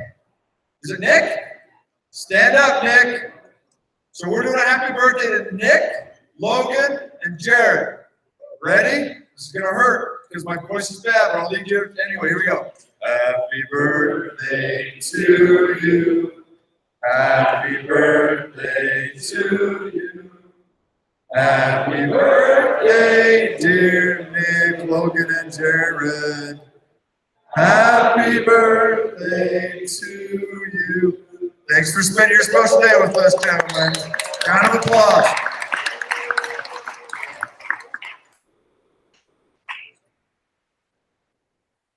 All right, we got some great stuff for you coming up. Appreciate you hanging in there with us. We'll get you out of here on time, but definitely we'll make it worth your while.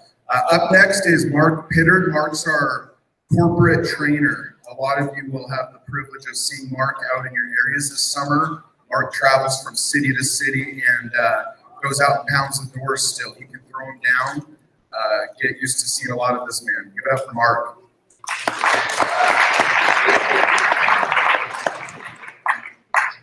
So this is year number 12 for me, and I've seen it all pretty much.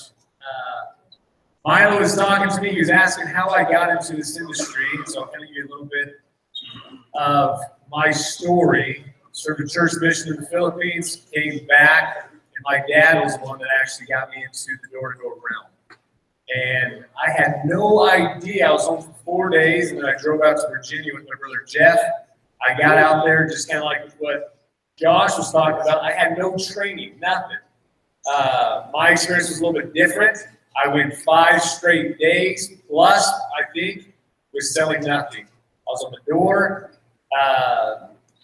literally about ready to start crying to a potential customer. After he said no, I'm thinking to myself, what am I doing? It was a Saturday. My brother Jeff had just sold his 7th account. And literally I see him throw up 7 on his hand, and I wanted to give him the middle finger while he was going in, and I sat on the curb, and I thought to myself, why in the freak, I'm sure I probably said something different, am I here? I said, why? What's the point? I'm all the way out in Virginia. I have a thick Filipino-American accent. People don't even understand me. They're always asking, hey, where are you from? I say, Idaho. They say, is that a common accent? And I said, I think it is. I said, listen, I carry pass-along cars sometimes because I was still in missionary mode, okay? And I was literally on the curb, about ready to start crying, and my brother Jeff came down, he put his hand on my shoulder. I said, dude, don't touch me, man. I'm like, you just got done selling your 7th account. I'm pissed. I don't like this job. Why am I even here? And he says, why are you here? And I said, well, dude, I got to make money for school. I got to make money to take the honeys out. It's been a 2-year drought. I said, I got a long list of things. I got to buy a car. I got to do this. I got to do that. I can't even pay for my own groceries you're paying for right now because I've gone literally 5 straight days, and this is a commission-based job, Jeff. I'm not selling anything. And he goes, dude, you just label off 5 things. He puts his hands on my shoulders, the big brother is supposed to do. He says, listen. He says, you don't have to love with what you're doing. He says, knocking doors sometimes sucks. I said, absolutely. He says, but you gotta love it where it's taking you. And that's the same thing kind of like Josh is saying. I don't always love the day-to-day, sometimes grind of the summer, but I love it where it's taking me. I love the opportunity. I love the opportunity to grow as a person. I love working with individuals like yourselves that I'm going to get the opportunity to do this summer. And I promise you this, when I get out there, we're going to have a killer time. It's fun. We're going to do a lot of fun things, but more importantly, I love with what it gets me, just the joy of seeing people succeed at something that they don't think that they can do, for a 4-month span. And so the things I'm going to go over, Tom asked if I go over the intro. To be honest with you, sometimes like, man, after lunch, it's kind of a buzzkill, the introduction. So we're going to kind of put a little bit of a twist on this thing of why it's so important, what the introduction really kind of does for us. The things that we talk most about when we're out there in the summertime is the intro, the pre-impression, the things that we're supposed to be showing to the customer, saying to the customer. We're going to be knocking tons of doors, but I promise you this, I started this process 12 years ago, still doing it to this day. I love it. I love the opportunity, like I said, of what it gets me. I don't always love the day-to-day, but I do love just seeing the results that come from a hard day's work of knocking doors. And then seeing what you guys can do year after year after year. It's been fun. The thing that I'm most pumped about, to be honest with you, this year is I have tons of managers. You guys know who you are, and reps are always texting me, Mark, what do I do here? What do I need to do there to get to the next level? I have guys sending me texts just to this thing of, man, I'm learning this, I'm going to apply that. So don't leave here and just say, you know what, this stuff is great, this stuff is cool, but I have other things that I need to do. Make this a priority, because I promise you, the thing that makes me more frustrated than anything is when I get out to the doors with reps and they just don't know the basics of the sales approach, that introduction, pre-impressions, how to do the non-verbal, metaverbal type of stuff. And so if you can learn that now and do it now, I promise you when we get out there, we can get into the heavy, nitty-gritty stuff that's going to make you that much more better. That's really going to fine-tune your skill sets with it. And so obviously, we have here, I said, trust in the process. 12 years I've done this. Josh has done 12 years. A lot of guys have been here. Tom and Shannon have been in this 20 plus years, I believe. And the thing that I like so much with pest control over every other industry that's out there is the process is almost the same as it was 20 years ago as it is now. The technicians, they get trained the same way as they did back then. Now, the technology, maybe the products are a little bit safer, a little bit more innovative, things of that, but the process of pest control is the same. That's the thing that I love so much about it, is I can literally take a sales rep, look him in the eye and say, listen, if you follow these steps, because pest control is a certain way, I promise you that you can at least do this. And then you can at least do that, and they can exceed my expectations or under exceed, depending on how hard they work with what they want to do. So when I have this thing, trust in the process, I promise you there is a process to everything, a process of how to be successful, a process of what really we need to learn, so that once the summer's done with these 4 months, you guys can go back and then you can be a better student, a better boyfriend, girlfriend, a better husband, wife, better in the community, whatever it may be. You can be better because you understand of how to, and the process of how to be successful. And that's what I love so much about it. Okay, I'm gonna show a video. I love videos. I show a lot of videos when I'm out here. This is about Steph Curry. Okay, the MVP, Steph Curry. Yeah. Okay. Yes. I like it. Okay, Steph Curry, obviously 6'3", $150. I don't even know. But the reality is this: he's hit 402. He's made 402 3-pointers in a season. He knows his process inside and out. If you do that compared to other sports, it's like hitting 102 home runs. It's crazy. It's like making 68 soccer goals in that short amount of time. It's an incredible feat that he did, but he understands the process of what it takes to be successful. Talk about that practice. What's practice? The reality is he practiced over and over and over again to get with where he's at. So here's a short video, and then we'll get into the intro. Several years ago, I had the great honor of working with the first ever Kobe Bryant Nike Skills Academy. Nike invited the top 20 high school shooting guards and the top 10 college shooting guards in the country to this camp with Kobe. It's kind of funny now that I look back on it, how many of those players are now household names in the NBA. However, at that time, the least recognized player there was Stephen Curry. But I knew immediately that he was the most impressive, and that thinking long-term, he was going to be a future NBA superstar. And here's how I knew that. It was all because of his work habits. Now, those skills academies, we would have 2 workouts a day for 3 straight days. 30 minutes before every single workout, most players were still in their flip-flops and had on their headphones. And Stephen Curry had already started doing some form shooting. He had already started taking game shots from game spots and games. By the time the workout officially started, he had probably already made 150 shots. It was in a full sweat. When the workout actually started, he was meticulous. Everything that he did, he made sure that he had perfect footwork. He made sure that he had perfect shooting form. If he did anything and it wasn't perfect, he did it over again. And he didn't need a coach to tell him, he just did. And then probably the most impressive thing that he did was as soon as every workout was over, he would not leave the court until he switched 5 free throws in a row. You know how hard that is? But that's the level of excellence that he holds himself to. And the moral of that story is that success is not an accident. Success is actually a choice. And Stephen Curry is one of the best shooters on the planet today because he has made the choice to create great habits. And my question to you is, are the habits that you have today on par with the dreams that you have for tomorrow? That's something that you need to ask yourself every single day. Because whatever you do on a regular basis today will determine where you will be tomorrow. Curry got the 3 off. Tie game! Steph Curry knocks it down. He is in a zone right now all by himself. Curry defended now. Curry hitting another 3. But what this kid has done, it's just incredible. It's some of the best shooting I've ever seen. And the other thing with Steph Curry, this is what he reached last year. You get a text from somebody, Steph is heating up. Like there's only a couple players in the league that gets you to stop everything you're doing to watch whatever he's doing. And I think he reached that level last year. Like the one thing I was saying, can he continue to shoot like this? He's never not shot like this. He's always shot. And, you know, the only thing this is a stage now that's bigger and better. But in college at Davidson, he was shooting like this. In high school, he was shooting like this. And you're watching it now. Curry from deep. There's the record. He stands alone as the best three-point shooter in a single season in NBA history. And the moral of that story is that success is not an accident. Success is actually a choice. And Stephen Curry is one of the best shooters on the planet today because he has made the choice to create great habits. And my question to you is, are the habits that you have today on par with the dreams that you have for tomorrow? Steph Curry fires away. Are you kidding me?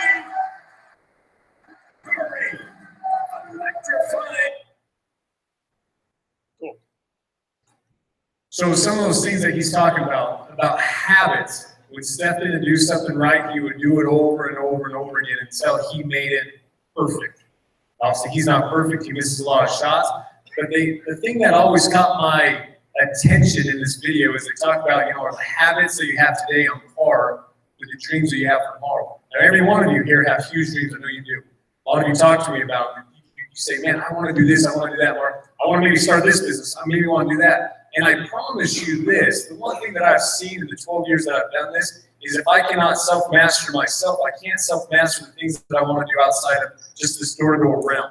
If I can't self-master myself to get up on time, to work out, to show up early to correlation, to study my training manual, to do these different things, I promise you that I cannot self-master myself to go and accomplish some of these other things that I want to do with my son, with my family, with whatever it may be. And it's these dreams and these visions that we have that really need to motivate us and get us excited about what we're doing here in this short amount of time in life in general. Life, I truly believe, is to be enjoyed, and one of the best ways to enjoy it is to learn the skill sets to help you, not only yourself, but others around you, and influence others around you. Now, Jim Rome said this, he said, motivation is what gets you going, habits is what keeps you going. And that's the truth. We're all motivated to make money. We do a lot of different things here right now. That's kind of what Shannon was talking about, like reading that paper, that motivation to get out there and do it. But I promise you that the habits that we continue to learn right now is what is going to keep us going when you're having those bagel days. Or you have those days where it's just kind of harder than others. You have adversity that kind of comes into you, and you think, man, can I do this? Can I make this happen?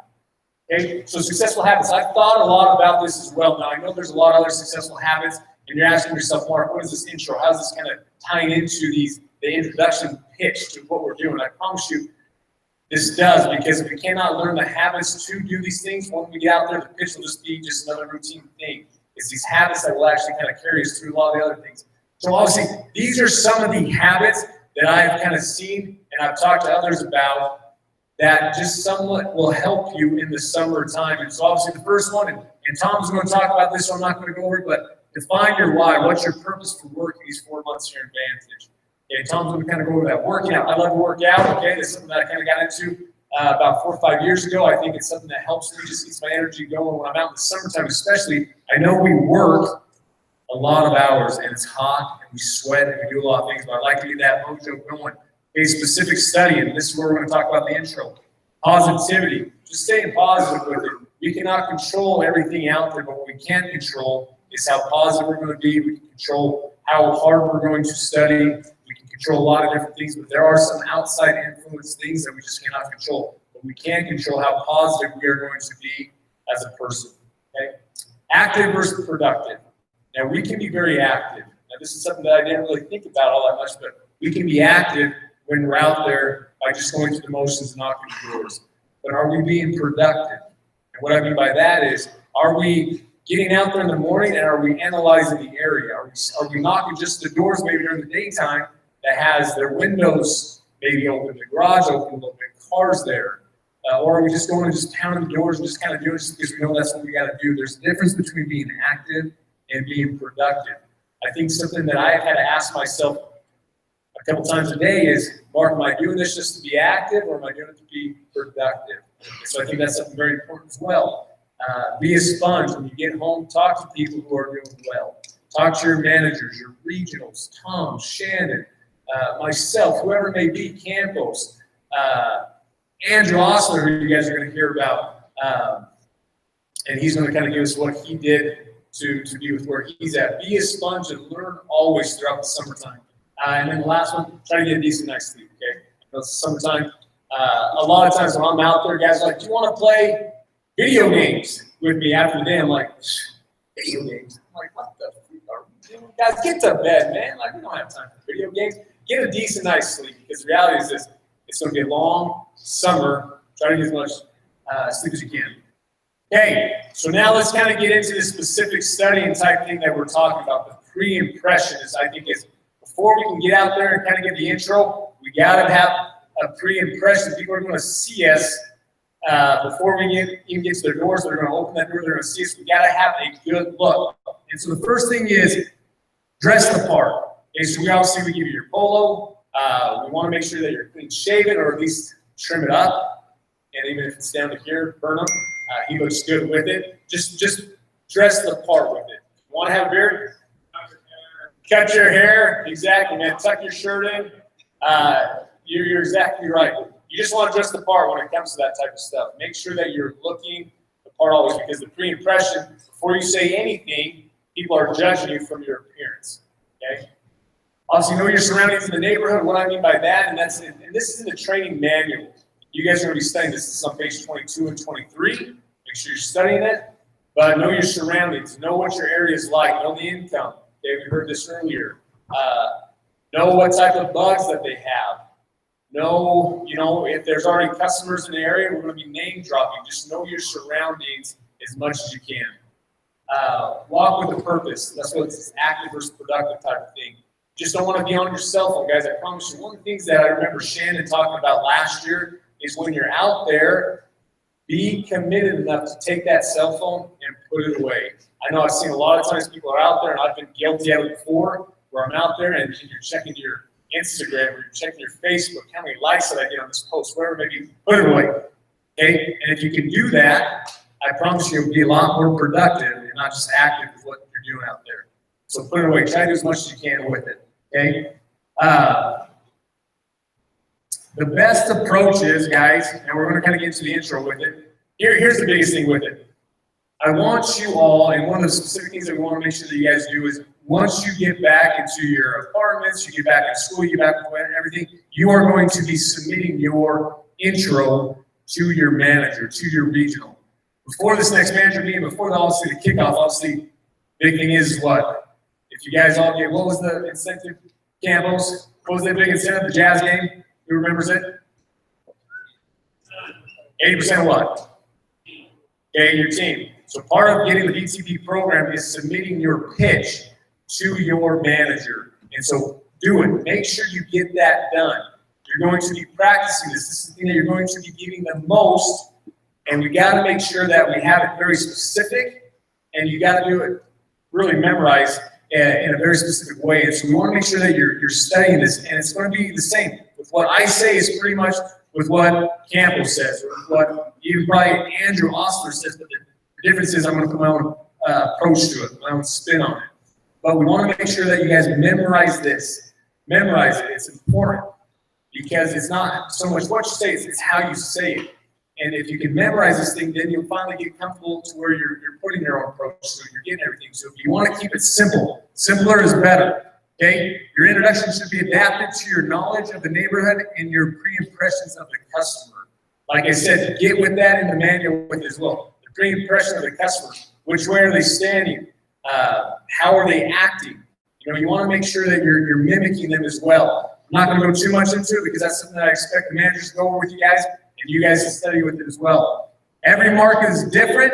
Keep in mind that even from neighborhood to neighborhood, that bugs may differ from ants, spiders, moths, so just stay on your toes.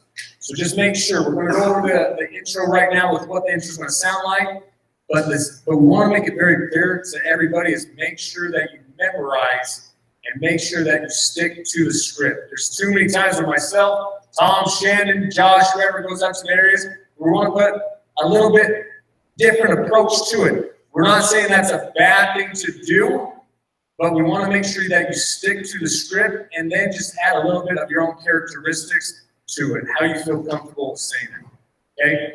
So let's go over the script real quick.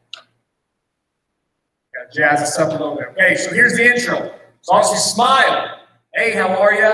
Obviously smile. Make sure you guys are having a welcoming environment, a welcoming feel. Real quick, I'm Mark with Insight/Terminix, treating a bunch of your neighbors' homes. You probably see my trucks out here. Obviously, look away, point when you say these things. It's mainly just for those ants that everybody has been seeing, and obviously the spiders and wasps that are popping up. Now, when you say that, you want to make sure you're nodding your head. Why do you want to do that? It's so that you get them to what?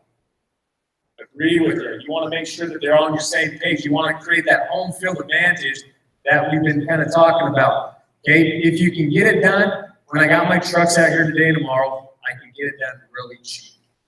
Okay, then obviously they're going to ask, well, what's really cheap? Guys, this is so, I remember when I did this 12 years ago, the same type of pitch was used then. That's been tweaked just a little bit to where we know that this is what works. But I promise you this, it works.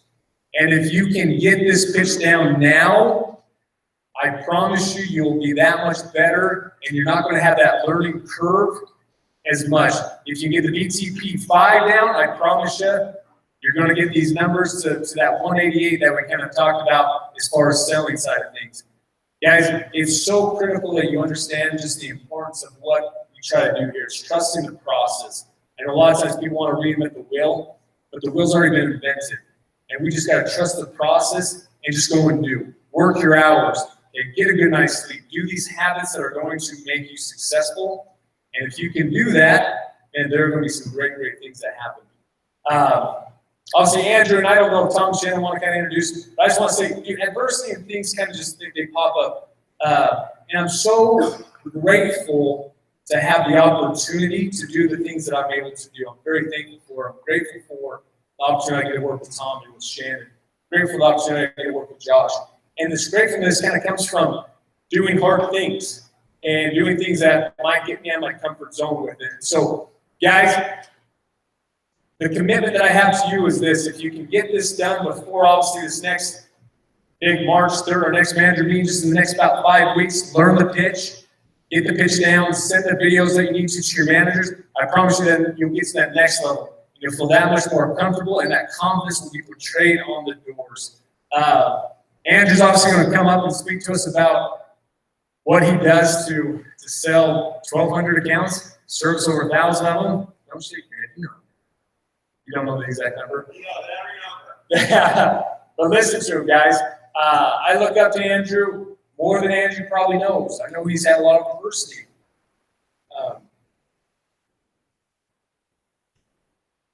That's going to happen, and I'm grateful for him.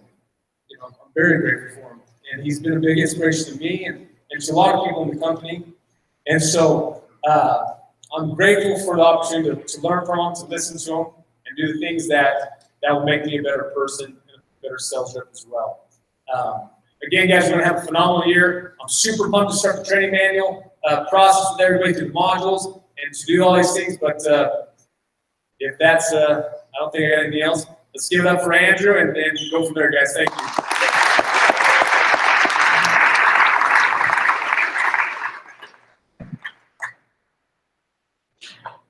Oh, yes, last quote right here. Last little thing. This hard work beats talent when talent doesn't work. Just remember that, guys. Okay. Yeah, I'm not Andrew. I wish I was, especially after last summer. So Tom and Shannon know that Andrew and I have been able to work together for a little bit. He was in the branch that I kind of helped manage, and it's one of those things, guys, where you see a guy come along, you kind of have your reservations. Other companies are out there, and they're really saying, well, you won't do well here, you'll do great here, and they get a lot of stuff fed to him. And Andrew was being pursued by a couple of companies when they were looking into it. Him and his wife. And long story short, he came out, had a pretty good summer. His first summer, he took it serious and put his head down, knocked. I think he serviced 140. He sold more than that, serviced over 140 his first summer.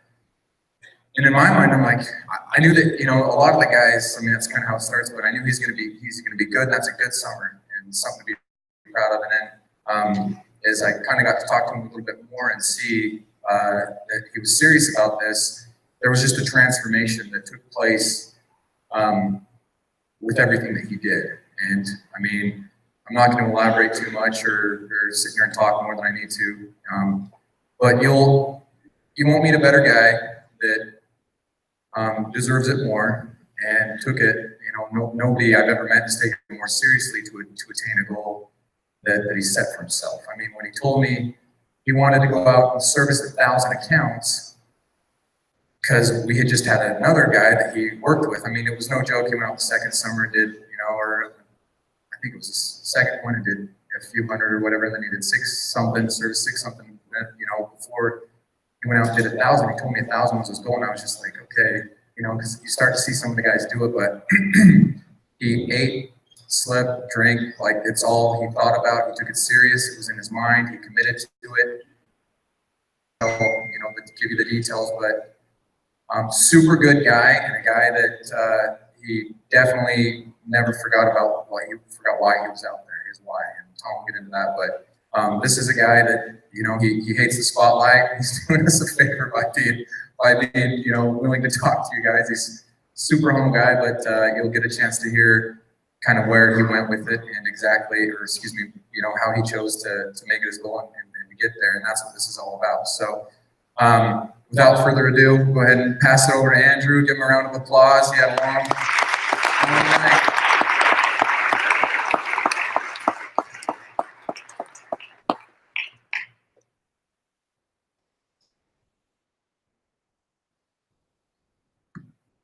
All right, guys. Hopefully I can live up to the hype. So, welcome. Hopefully you guys are having a good time. Hopefully you guys are taking this seriously. I always like these things because they kind of light a fire under my belly and get me excited about going out and doing some big things. So hopefully you guys are taking it serious. There's a lot of experience in the room that you guys have been hearing from, and help you guys kind of take a shortcut through the learning curve and take these to the next level. So I'm probably going to repeat a lot of things that have already been said, so bear with me. Hopefully my PowerPoint looks okay because I don't do this too much. But so 1,000 accounts. Tom and Shannon just wanted me to get up here and kind of let you guys into my mind and the things I do and the things I think about that kind of help me get to that level. And I want to start with this. I just want to ask a question, a serious question. I want everyone to raise their hand. But if you actually thought it was possible and realistic for you to go out this summer and finish with 1,000 accounts, who in here would say that they wanted to do that by raising hand? Hopefully everyone's raising their hand. Like, that's kind of a no-brainer. That's why we're all doing this, is to be successful at it. I'm here to tell you it's probably more possible than you guys think it is. I've been doing this for a little while now, but it's something that I personally probably never even thought was possible for myself to accomplish until actually doing it. So my next question for you guys would be, how bad do you actually want it? A lot of people are willing to say that they would want to do 1,000 accounts or have a big summer and be a big hitter in this industry, but when the rubber meets the road, how willing are they to actually make the sacrifices day in and day out to actually make it happen? So just think about that as well. How bad do you guys actually want to be successful? So the next thing I want to talk about is the era that we live in these days. It's dominated by social media, and I'm guilty of this as well. I follow people on social media. This is Floyd Mayweather, one of the most successful boxers of all time. But we see these things like, you know, stacks of money and nice houses and cars and sweet clothes and all that kind of stuff. And we think to ourselves, how awesome would it be to be able to live that lifestyle? But a lot of times we forget to think about all the hard work that Floyd Mayweather put in years and years and years leading up to this point that actually got him there.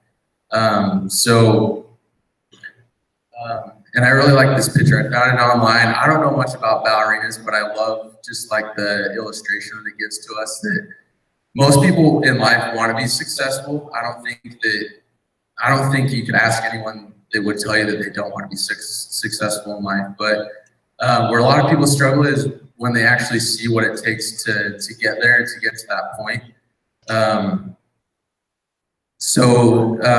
For me, I just want to give you guys kind of a quick background on me.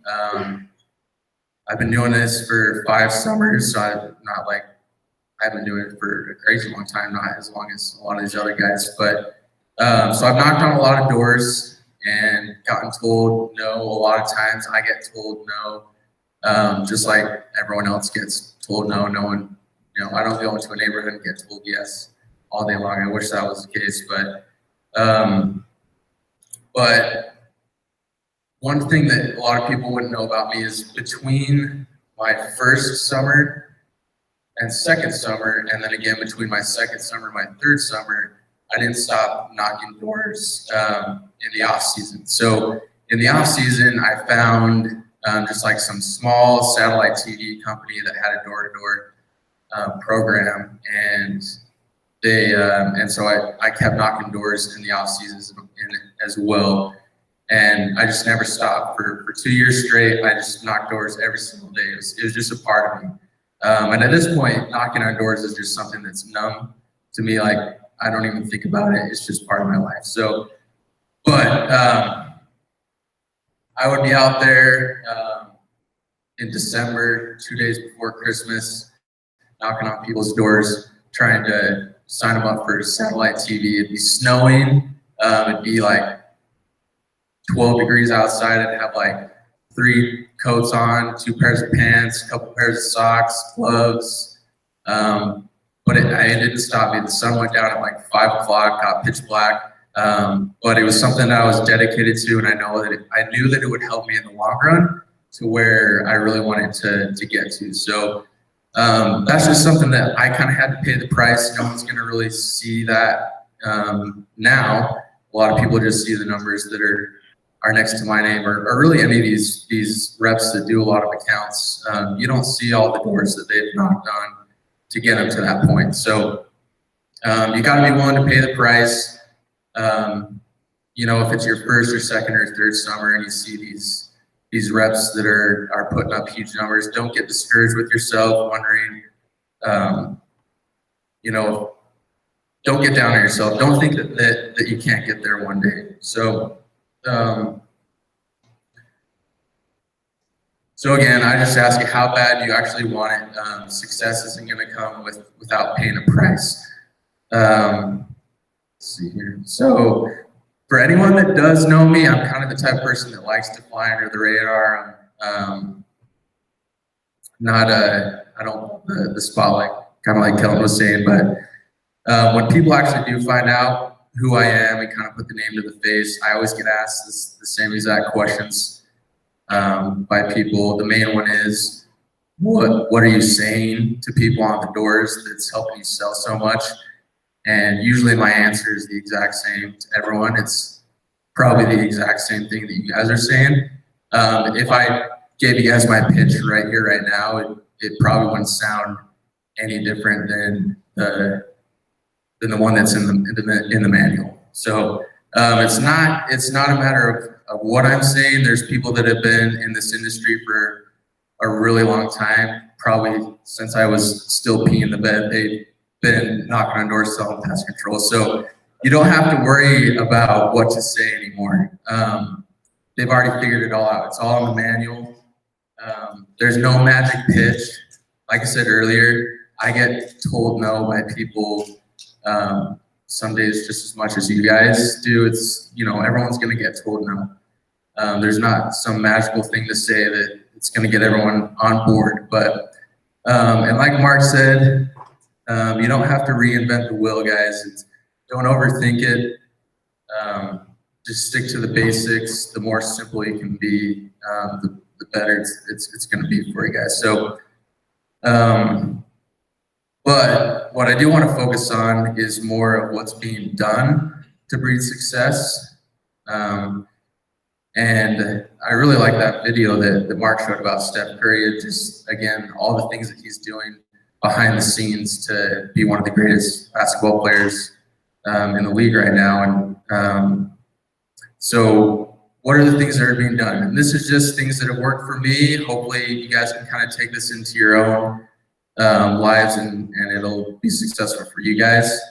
The first thing is goal setting. And I know that a lot of you guys are probably rolling your eyes right now like, oh, here we go again, another guy talking about goal setting, you know, blah, blah, blah. We hear about this all the time. But for people who actually take goal setting seriously, it really is something that's a powerful thing in helping you get to where you really want to be. So the first thing is, can you actually see yourself hitting this goal? I have text conversations with a bunch of people, Kelvin, Tom. You can ask my wife about it as well. She gets so sick of me talking about what my goal is for the summer that sometimes she just kicks me out of the house because she gets so sick of it. So, but I have text conversations with like Tom for about this time last year, just reaching out to him and saying, hey, like, this is something that I really want to do. I want to be able to do 1,000 accounts next summer. What is it that we need to do right now that can make this happen? So don't start thinking about what your goal is going to be on the drive out to your area. You should already be thinking about where you want to be at the end of the summer right now. And start visualizing it, guys. Once I set that goal to service 1,000 accounts, I would take time and just think about the sales that I was going to need to get in order to get there. I would like visualize the neighborhoods that I'd be knocking in, like what type of houses, what type of people am I going to be talking to. It's visualization is a powerful thing. I would even visualize the day that I actually hit that goal and how good it would feel to actually accomplish something that big. And the day that I actually hit 1,000 serviced, I probably could have laid on the grass of this customer's house and just bawled my eyes out because it felt so good to actually hit this goal. It's such a long summer to actually get there, and so many ups and downs and adversities and things like that. So I didn't do it because he probably would have canceled if I did. But anyways, start thinking about that, guys. Visualize yourself actually hitting this goal, and maybe it's about the money. Like, what are you gonna do with the money that you get from hitting this goal? Whatever it is that's motivating you to actually do it. Is it consuming your actions?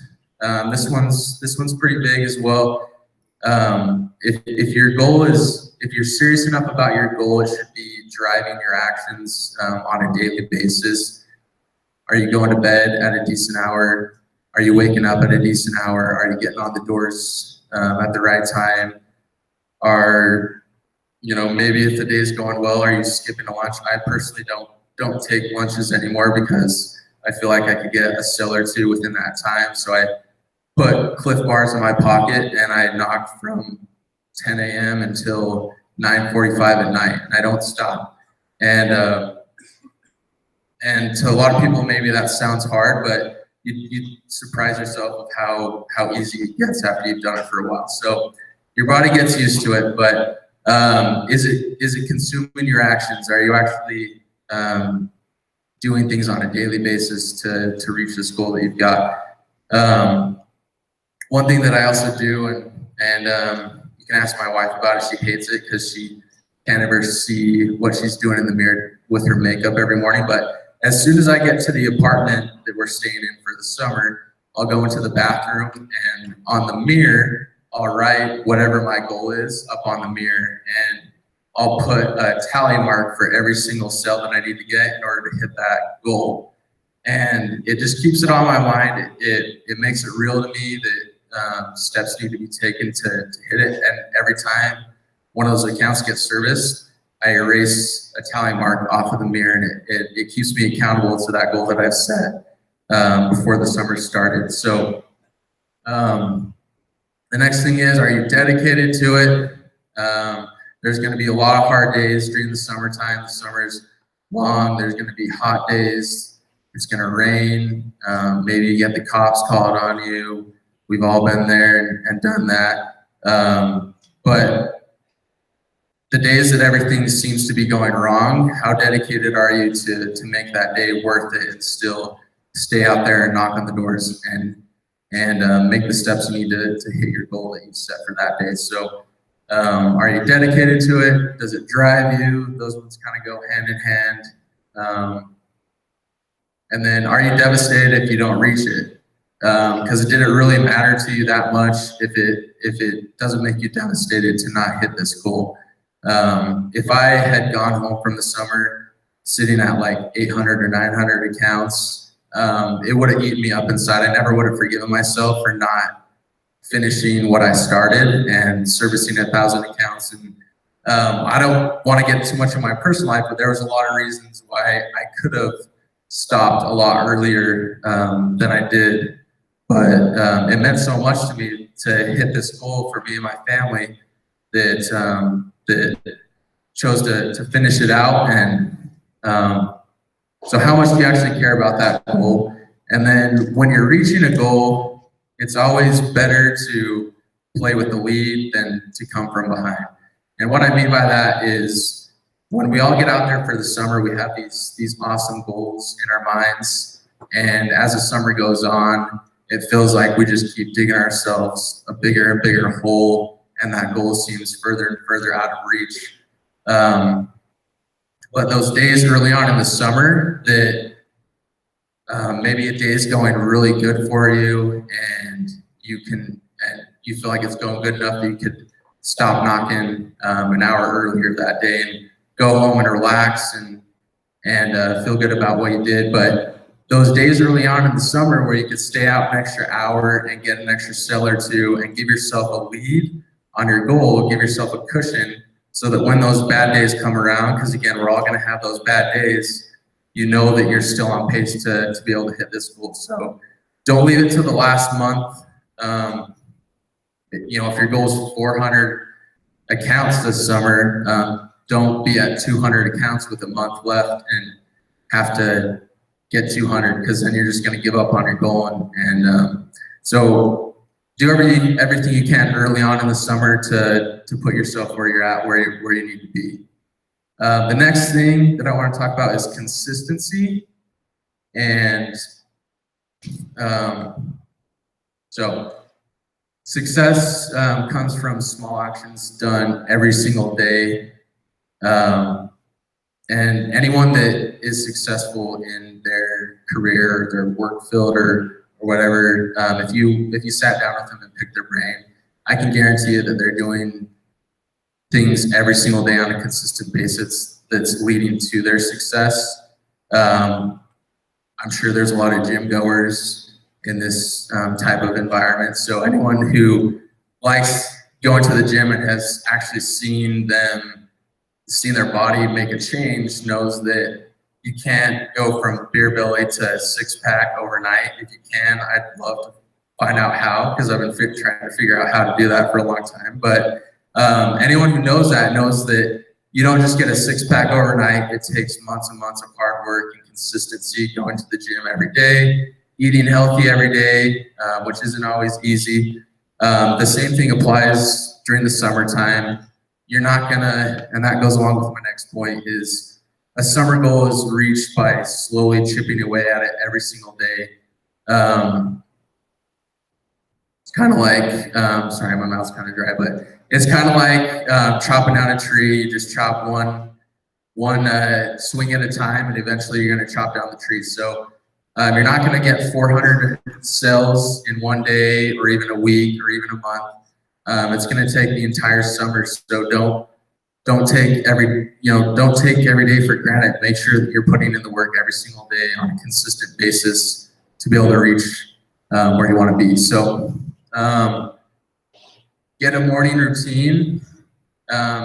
If you had a really successful day and maybe that day you woke up 5 minutes earlier and decided to read for 5 minutes out of the training manual, and you felt like that really helped you have a good day that day, then repeat that. Do it again the next day. Do it again the next day.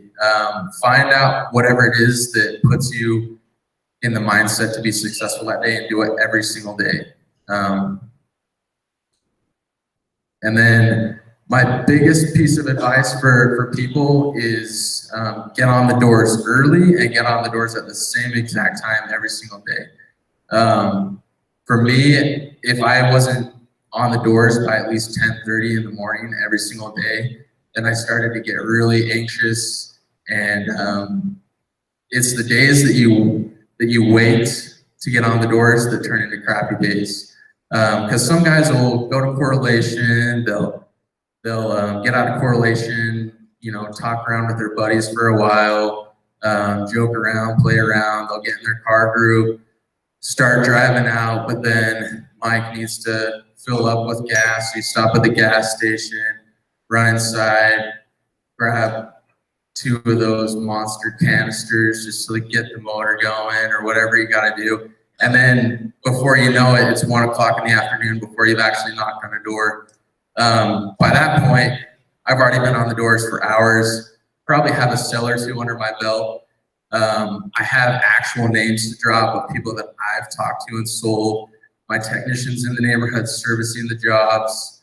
I know what bugs are in the neighborhood. I just have a huge head start on you guys that helps springboard me in having a really good day. So get on the doors early and at the same time every day and be consistent about that.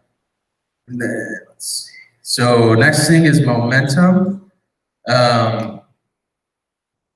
Because you're going to create some momentum during the summertime. The hardest thing about the summer is getting started, starting at 0 sales.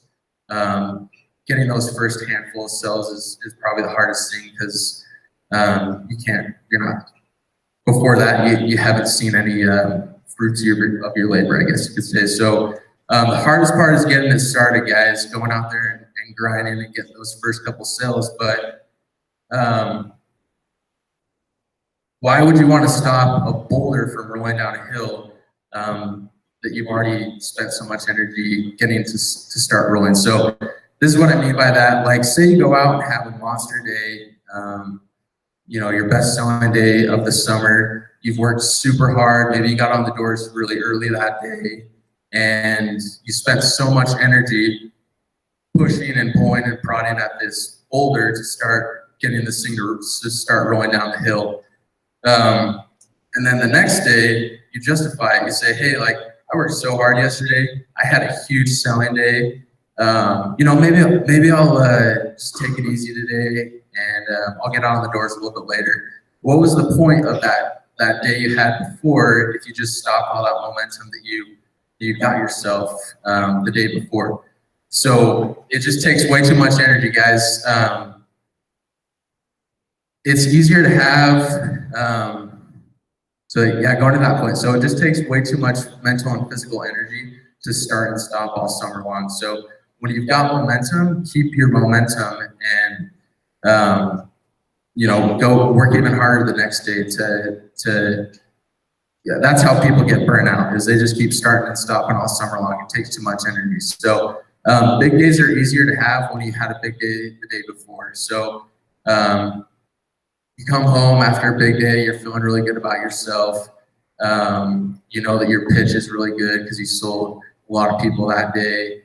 Your confidence is high. You know, maybe you really like the neighborhood you're in, and your technician's going to be there all day tomorrow servicing jobs. It's so much easier to have a big day after you've had a big day the day before. So just don't give up that momentum, guys. Keep it rolling all summer long. And then the last thing is sacrifice. Everyone is going to have hard days this summer, guys. I have a lot of hard days. No one's exempt from that. So just know that that's going to happen, and be willing to make the sacrifices when it does happen. Don't be a victim of your circumstances. Rise above it. There's going to be a lot of excuses that you can make. Excuses sound the best to the people that are making them. So don't weigh down other people with all the excuses you have not to do it. Maybe keep that to yourself and find one good reason. All you need is one good reason to go out and do it versus all the excuses. There could be a million excuses not to do something. And then I really like this quote from Jerry Rice. Jerry Rice is one of my favorite football players of all time. That's why I'm a 49ers fan. But so today I will do what others won't, so tomorrow I can do what others can. Love that quote. When the rubber meets the road, like I said earlier, people want to be successful, but they're not willing to make the sacrifices that go into being successful. So there's going to be rainy days, and you're going to feel like going home at 5 o'clock because you're soaked and you're drenched. But those that can stay out there on the doors and finish the day, even though it's been a hard day, those days add up over the course of the summer and will really help you reach that goal that you set for the summertime. So that's all I really got. I mean, hopefully that kind of gives you guys an insight to my mind, the way I think, the way I do things. I'm very dedicated to the goals that I set, and when I set a goal, nothing will stop me from reaching that goal. I want to prove myself right and prove others wrong. But hopefully you guys can use some of these things to have a good summer yourselves. And like I said earlier, yeah, Josh. Yep.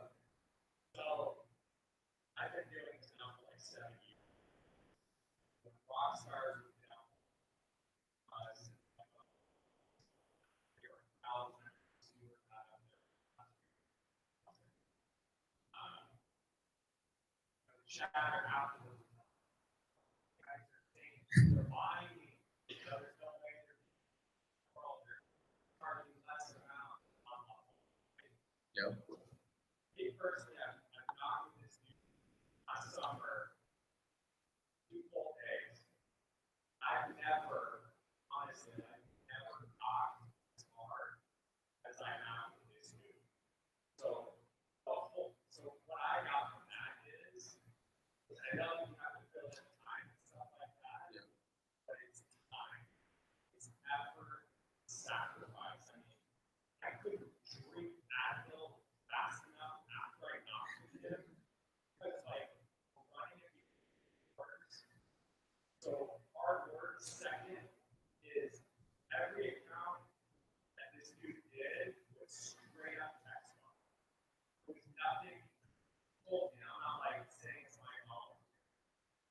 Straight ham sandwich. There was nothing like spectacular about it. Straight textbook. The dude grinded harder than I've ever had. This is the hardest working dude. If you're willing to sacrifice and time, you can achieve these goals. Yeah. Thanks, Josh. Thanks. I appreciate that. I mean, if anything, hopefully this just shows you guys I'm not that much different from you guys. My voice has been squeaking the whole time I've been talking to you guys. I mean, you know what I mean? Like, I'm nothing special. There's not that much that separates me from you guys. That's why I asked that question at the beginning. Like, if you actually thought it was possible to service 1,000 accounts at the end of the summer, who would want to do that? And I never thought it was possible for myself, but I mean, I did it. So, I mean, you guys can do it too. Like I said, if you're willing to put in the hard work and do what others aren't willing to do, you know, other people might not be willing to knock for 11 hours every single day and skip a lunch and knock until 9:45 when the porch lights are on and you're waking up babies and cops are getting called on you and stuff like that. Whatever, people might not be willing to do that, but if you're willing to do that, then you know, you can accomplish some great things. It just comes down to sacrifice. Yeah, so I mean, I did, to be honest with you, so the summer previous, I did 600, I serviced 600 accounts. And that's when I kind of proved to myself that I could do this at a high level and be efficient at it. And going into this last summer, my goal was actually originally 800 accounts. I wanted to service 800. I felt like that was pretty realistic and reasonable for me. I did 600 the year before. But when I actually got out to the area and started selling, I started doing the math, man. I was like, man, I'm doing X amount every week and every month. I'm going to be out for this much longer. I'm going to crush 800 pretty easy. Like, why would I not scrap 800 and really push myself to do 1,000? And so that'd be another thing I say, guys, goals are only good if they're actually making you stretch. I could have just kept that goal at 800 and been okay with it and hit 800 a lot earlier on in the summer.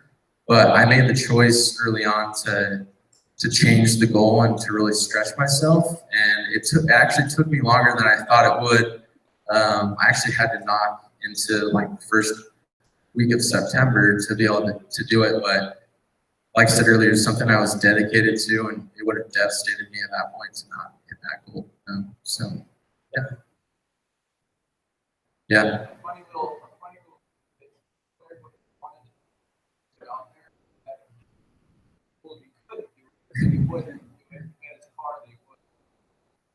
True story. It was probably worth $300 as well. But he said, I mean, you Crap. guys can put it out there.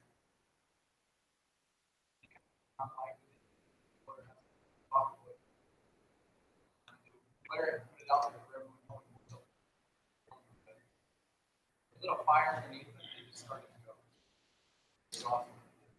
Hey guys, find what motivates you. I mean,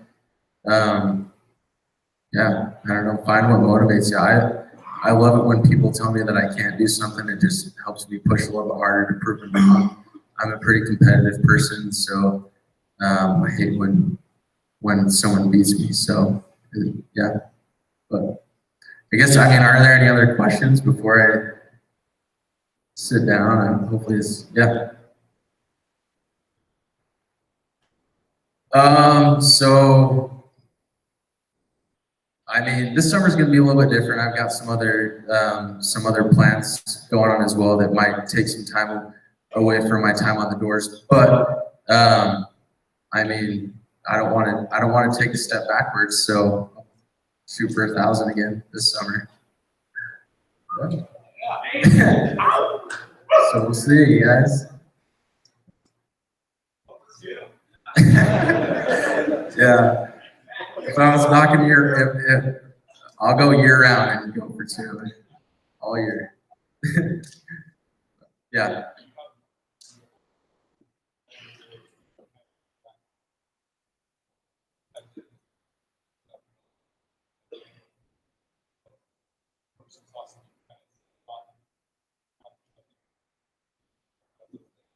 Yeah, for sure. So, I mean, so for whoever wasn't able to hear him, he just asked that it was ever a moment that I needed to decide, or I guess that I had to push a little bit harder to actually make the goal happen. I don't know.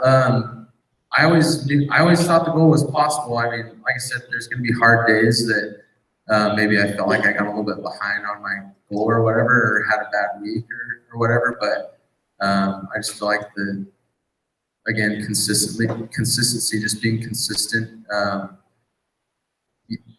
mean, you can only have so many bad days before you have a good day, you know. So, but anyways, I don't want to take up Tom's time. Tom is awesome, and he's gonna have some really awesome things to say. But if you guys want to pick my brain, I'm happy to answer questions. Like I said, hopefully the most helpful thing was just to kind of show you guys that I'm not that much different than you guys, and that it's possible if you think it's possible. So thanks, guys.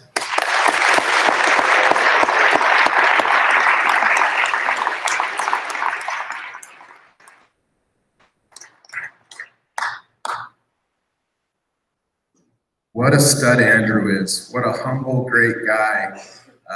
done this for going on my 18th summer. We've had thousands and thousands of sales reps work with us, and Andrew by far is at the top of that list as far as just his overall character, work ethic, the way he is in his regular life, the type of man he is. So awesome to have him part of Vantage, and hope you got a lot out of that. I know I did. You just heard from someone who is literally in the top 1% of this industry, of anyone who's ever knocked doors. If you think of the tens of thousands of door-to-door reps in this industry, that man's in the 1%. So pretty awesome to have him. I'm going to kind of piggyback off of his training as far as visualization, goal setting, the power of positive thinking. We'll wrap things up here. We're on the home run stretch, but before I go too far, let's stand up. Let's get the blood pumping. We only have one more hour left. Why don't we do this? Find 5 strangers and give them a hug. Go. If you're going to knock doors this summer and not talk to strangers, you can give 5 strangers a hug. Go.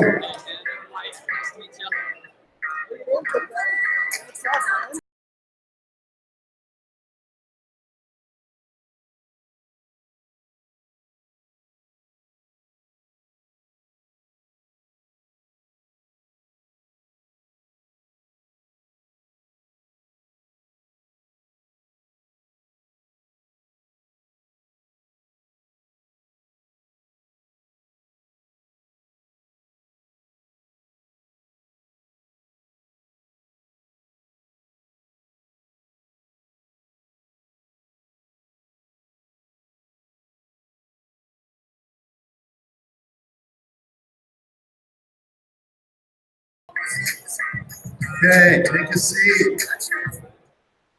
How we feeling? Better? Feel better? Feel the whole energy shift in this room, didn't we? I feel better.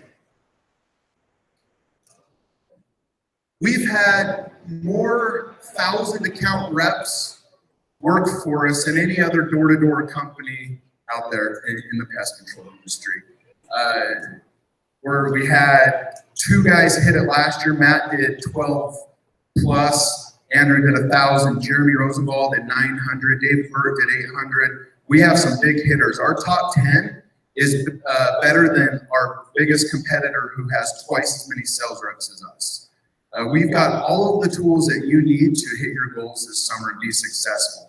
We have the platform that you need to hit these kind of numbers like Andrew did. Before we throw you deep into the training program, into the VTP that Josh went over, I think it's imperative that you grasp what I'm going to go over today, and kind of, again, piggyback off of Andrew as far as getting your head right. It is so funny. When I travel to all of the different offices, that's the first question I get from reps. What does Andrew say? What does Matt say? Instead of what are they doing? What's going on up here. And so if I can accomplish anything today, it's going to be to help you stop negative self-talk.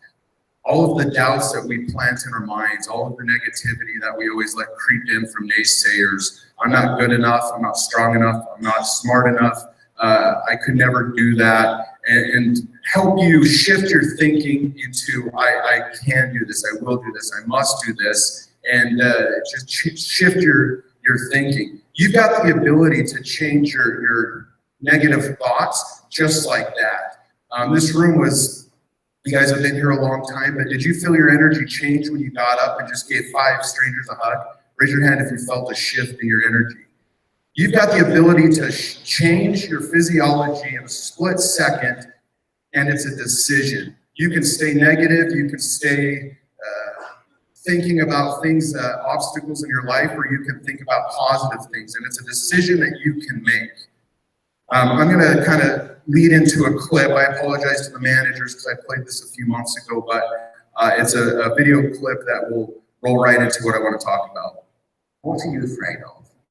And do you agree with that comment that you attract what you fear? You attract, not just what you fear, you attract what you feel, what you are, what you attract, what's on your mind. Yes, It's like the law of physics. I don't know how anybody can disagree with that. Ask any physicist, they'll tell you. It's true. David Bennett wrote a line in the play Edmund, every fear hides a wish. It's close to that. I still am very insecure in so many ways, but I wish I could give that gift to all my fans. You have the freedom to pull a superstar out of yourself that you were born to be. We are all born superstars. When things are going good, you visualize these good things happen. You visualize when good things happen. That's easy. What's not easy to do is when things are going bad and you're visualizing the good stuff. Champion Conor McGregor. Conor, you've been dreaming about this moment. You've been talking about this moment. Honestly, though, does it feel the way you thought it would? Yeah, it does. It feels beautiful. I dreamt this so much, so clearly, so precisely, and so frequently that it has manifested itself into reality. And that's what I'm feeling right now. It's a dream come true. I would visualize things coming to me that I wanted or whatever. This was in like 1987. Yeah. And I had nothing at that time, so it's like, but it just made me feel better. It made me, at that time, all it really was for me was kind of making me feel better. I would drive home and think, well, I do have these things. They're out there. I just have hold of them. Yeah, they're out there. Okay. So didn't you write yourself a check? I heard that you did. Is that true? I wrote myself a check for $10 million for acting services rendered, and I gave myself 5 years, or 3 years maybe. And I dated it Thanksgiving 1995, and I put it in my wallet, and I kept it there, and it deteriorated and stuff. But then just before Thanksgiving 1995, I found out that I was going to make $10 million on thinking Dumb and Dumber. Dumb and Dumber, yeah. So you visualize yourself. Visualization works if you work hard. Yeah. Well, yeah, that's the thing. You can't just visualize and then, go eat a sandwich. Like, just decide what it's going to be, who you're going to be, how you're going to do it. Just decide. And then from that point, the universe is going to get out your way. It's like it's water. It wants to move and go around stuff, So for me, I want to represent possibilities. I want to represent the idea that you really can make what you want. There are many ways to get the things that we want for ourselves in our life. But basically, it all begins with how we choose to think. As you think, so shall you be. 7 little words that I think are perhaps the most important things that we can learn and master in our lives. This old proverb notion that I become what I think about all day long. And once you know that what you think about is what expands, you start getting real careful about what you think about. You don't allow your thoughts to be on anything that you don't want, that you wouldn't want to have manifest or show up for you in your life. Like attracts like. You have to understand, you are a magnet. Whatever you are, that's what you draw to you. If you're negative, you're going to draw negativity. You're positive, you draw positive. You're a kind person, more people are kind to you. So you're like a magnet, and you got to understand something about like attracts like. If you see it in your mind, you can hold it in your hand. This is so true. Joy and depression cannot reside in the same space. Laugh every chance you get. Just bust out laughing, even if it ain't funny. Just laugh.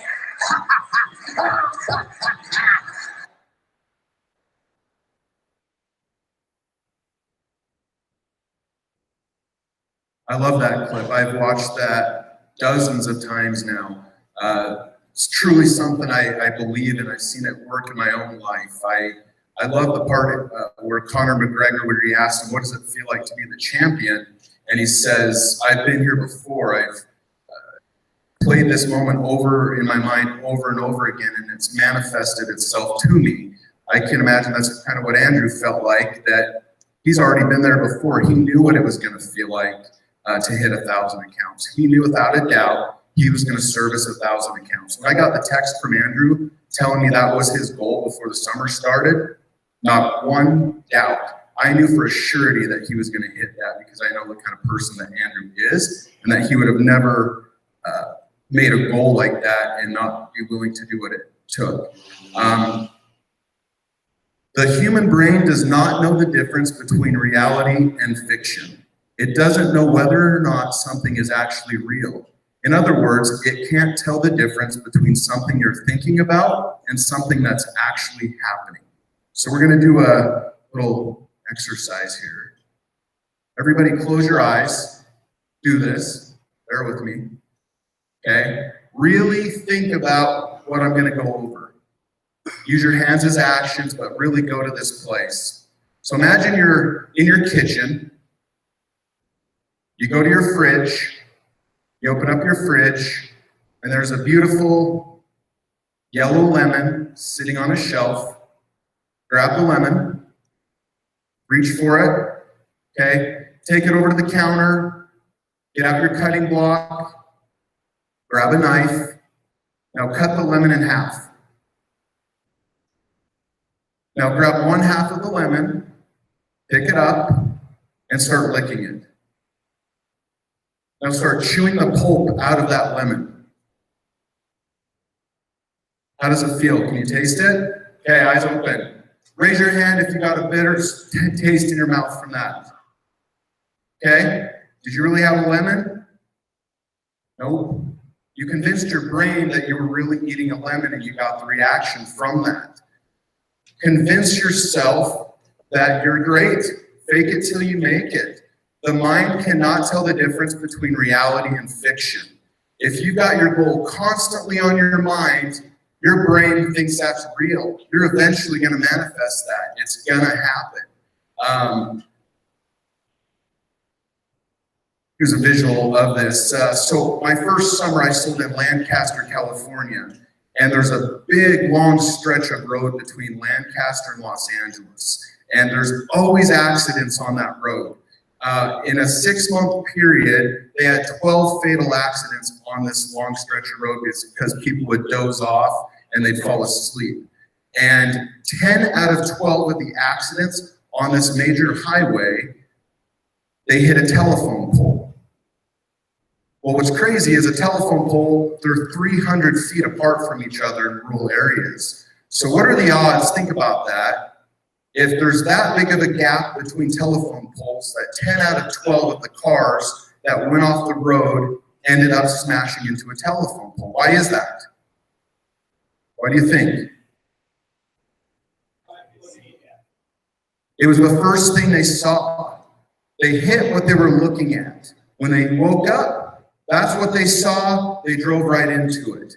It's not coincidence. I thought that was a cool scenario that what we hit what we constantly look at, what we constantly think about. If you're always being negative, you're going to get negative things in your life. If you constantly have your why on the forefront of your mind and hold yourself accountable with it, you'll eventually hit your why. This was a close group of friends of mine. We did this just a couple days ago. We had a vision board night. Has anyone ever done a vision board before? Raise your hand. Okay, I'm not the only weird one. Good. This was an awesome experience. This is a group of friends that we like to travel with. They're close with us. There's 3 multimillionaires in this picture. They're got very successful businesses, and they were humble enough to still do a vision board. So basically what it is, we got together and you write out all of your goals for the year.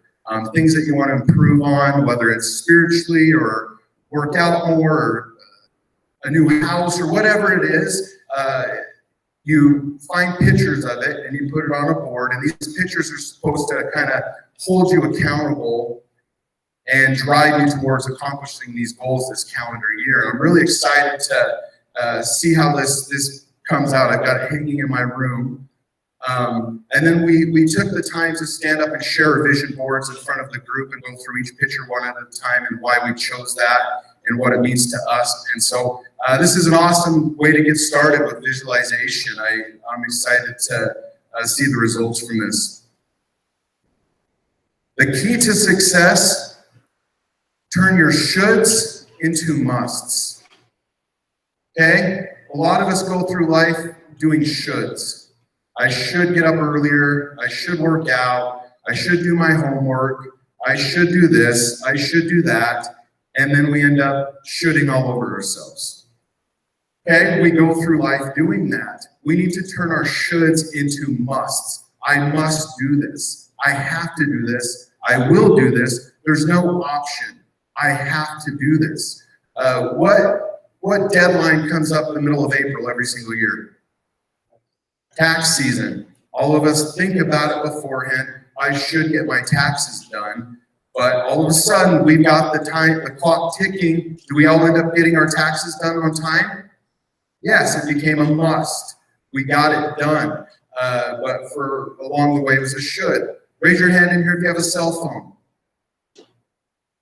Okay? Raise your hand if you went one time this year without paying your cell phone bill and let it get shut off. Anybody? No? Your cell phone's a vital part of your life. You would never comprehend not paying your cell phone bill. Okay? That is a must for you. It is interesting with bills that you always end up finding a way to pay your bills because that's a must. Even if you don't feel like you have the money at the time, you stress out about it, you somehow find a way to make that happen because that's an important must for you. Turn your shoulds into a must. Okay, here's another example. Imagine you're standing outside of your house and it's on fire and there's a $10 bill on the bed. Would you rush into that burning house to grab that $10 bill? No, probably not. That would be foolish, risk your life for $10. But now imagine you have a family member trapped inside the house, your mom. Would you risk your life to go in after your mom? Of course. You wouldn't even think about it. You go. You have enough leverage that you're gonna make that happen. Get leverage on your why.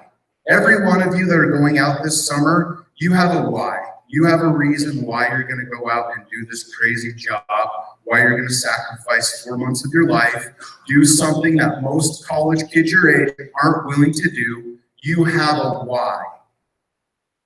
Leverage yourself and make that why a must. Think about what your life would look like if you didn't hit your why.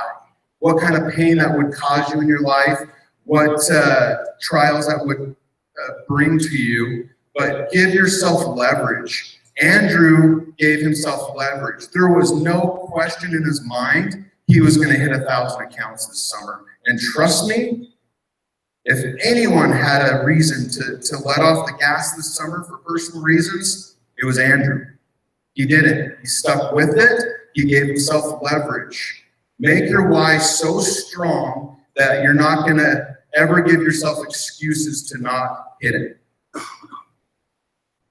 People are rewarded. I love this quote. People are rewarded in public for what they've practiced for years in private. It's what you do behind the scenes that's going to make the biggest difference. Putting in the work when nobody else is watching you is not fun to do, but that's going to be the X factor. That's going to be what it takes to help you hit the kind of goals that you want to hit. Role playing, practicing your pitch over and over again, getting your mind right, visualizing your goals, all of those kind of things. I've been applying this lately. I went to a Tony Robbins seminar a little while back. And for me, I went into it kind of hesitant. I joked with Shannon that, I'm not sure what to expect from this, but it really was a powerful experience for me. And one of the things that I took away from it was taking 30 minutes in the morning for just me. Instead of just getting up, getting ready, going, rushing out the door, grabbing a protein shake on the way out the door, 30 minutes where I don't touch my phone and just write out my goals for the day. Think about things I'm grateful for. Take 10 minutes and meditate and do nothing but think about gratitude. Things that I'm extremely grateful for in my life. And get to that place where I'm feeling happy and grateful. And starting my day off on a foot like that has made a big difference. It helps me tackle trials that come across on a daily basis and just having a good attitude and knowing that, okay, I can face whatever's going to come across my path today. And that's something behind the scenes that's done that no one knows but me and my wife that we do that and practice it, but it's made a big difference. And find a way to apply that into your studies for going out this summer, getting your mind right, visualizing, being grateful. Again, you really do have the ability to change your physiology, your mindset. At the end of that clip, I don't know if you caught it, but he said, joy and pain cannot reside in the same space. Every opportunity that you get, laugh. Okay, you can convince yourself you're happy even when you're not. The power of music. If you're in a bad mood and you turn on your favorite song, inevitably, you can put yourself in a good mood. Okay? You've got the ability to think positive. Or you can be the type of rep that, oh, this area sucks, manager sucks, oh, it's rainy, oh, I'm tired. And always be filling your mind with negative thoughts, or you can fill your mind with positivity. I was talking to Eldon the other day in Rexburg, and we were reminiscing about one of our great sales reps. And someone asked him, what's your secret? What do you do? And his name's Nick. He said, every single door I knock, I visualize me selling them. I convince myself that I'm going to sell every single door that I knock on. He tricks himself. He knows he's only going to sell 1 out of 10, 1 out of 15 doors, but he visualizes that that's what he's going to do. I thought that was really cool. Repetition is the mother of all skill. Kobe Bryant, anybody that's a Kobe Bryant fan, do a little bit of research. He got up at 5 a.m. Every day to practice. With practice was at 8, he'd get there 2-3 hours early, just get repetition in. Larry Bird would always talk about visualizing the ball going through the hoop. Larry wouldn't leave a practice until he had made 100 3-pointers. Repetition, repetition, practicing your pitch over and over again, getting it down to where it comes across natural, believable. You're not using filler words. It's just part of you. Like when Shannon had you tap your heads doing the national anthem, you guys all did it. If you can get to the point where you can deliver your pitch and do that, you've got it down. And just remember, keep your eyes on the prize, not the obstacles. Find what your why is. Find a why that's powerful enough that you're going to do whatever it takes to hit it. Failing is not an option. Keep your eye on the prize. What's going to happen this summer is you're going to go out there, and this is going to be harder than you realize. And you're going to have some obstacles be thrown up in your way. Don't let those obstacles deter you from your why. Your why is your beacon. You're going to get there, find solutions through these obstacles, and keep going. Don't adjust your why just because obstacles were thrown in your path. It's going to happen. You're going to have tough days. You're going to want to quit early on Saturdays because you're tired. You're going to find a lot of excuses to let off the gas. But if you keep your eye on your why and find solutions instead of excuses, you guys will get there. Appreciate it. That's all I got. Thank you.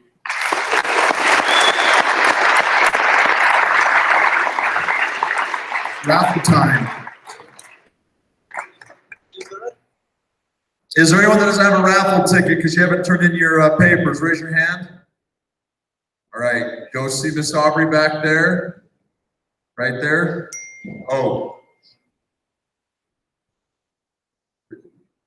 okay, a couple announcements. Oh, what am I doing? Oh, right here, raise your hand. Come see this fine-looking gentleman if you have any photos or video clips from the cruise. Again, we're just kind of doing a wrap-up video for that. And then something, after the raffle, and then something Josh failed to mention about the VTP program. We did talk about the incentive that the team would get if you can get a certain amount of your team members through the VTP program. There's also a personal incentive. We've done this the last number of years, and it's been awesome. So if you get through the VTP program as an individual up through V1, then we will get you a new pair of shoes to knock on this summer. We recognize you at Super Saturday. That meeting is going to be on April 14th, and we will get you your shoes that day. So work through that, not just another added incentive. Obviously, the real prize is just being ready to go out there and make a lot more money knocking doors. Okay, we ready to do this? Are you ready? All right. Has everyone got their tickets in here? Are you serious?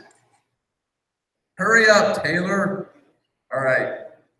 Who's the most honest person in here? I hate trick.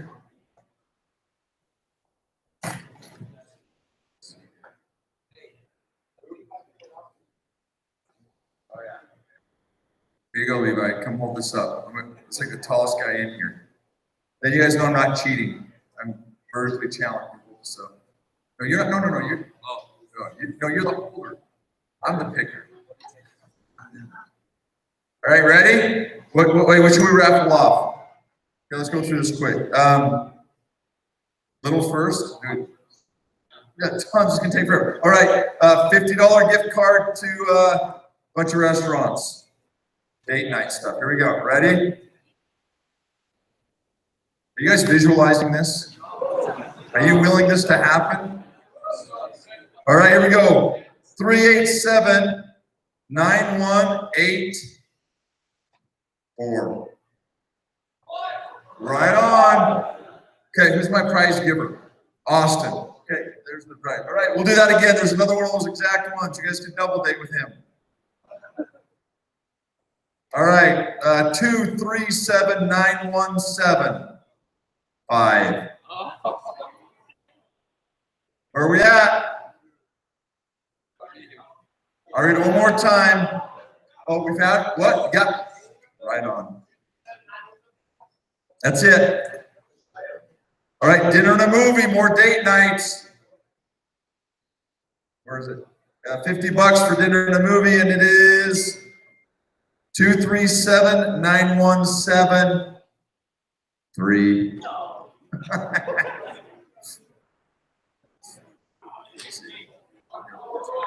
All right. Who's that? Right on. There you go. Mr. Ryan from Seattle. Okay, Cheesecake Factory, $50.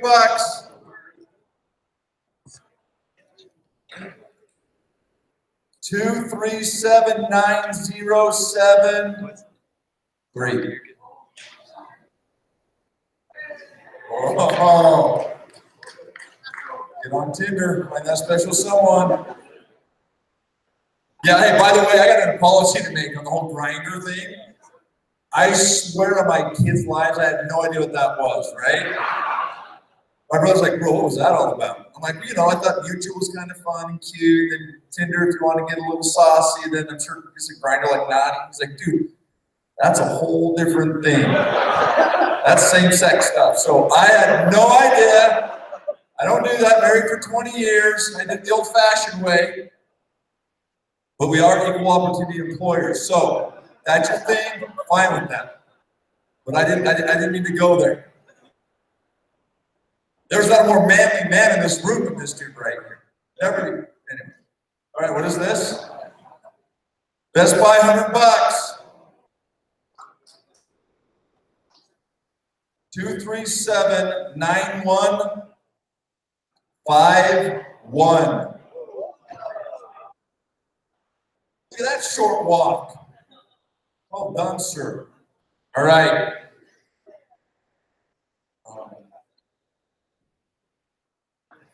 All right, Echo Dot. Yep, got one of these for his birthday. That 7-year-old kid by his son I showed you, and is driving me freaking crazy. He actually asks Alexa about 90 times a day what time it is, just because he can. I told Alexa to shut up many times. All right, 237-908-4. Ooh, Alexa's biggest competitor. The yin to the yang, the Google Mini Home Speaker smart thing. Who talks to you? Who talks to you? Google. What's the name? Oh, it just doesn't have a cool name like Oksana or just Google.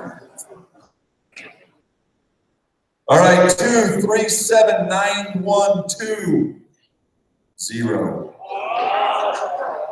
Hey, there's something to be said about the mint shirts. I think we got about 3 mint shirt winners. Right on, congratulations. Oh, sorry. All right, GoPro Hero 5. The session. Ready?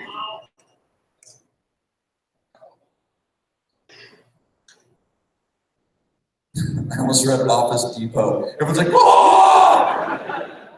All right. 387-920-1.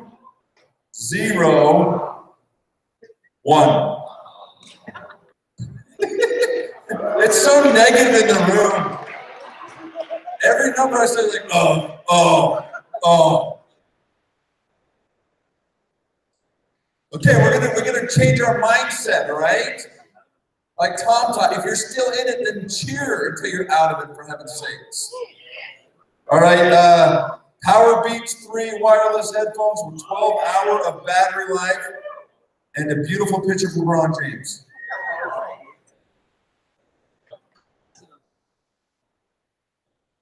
Two. Okay, never mind. Let me hear all that. Okay. 3, 7, 9.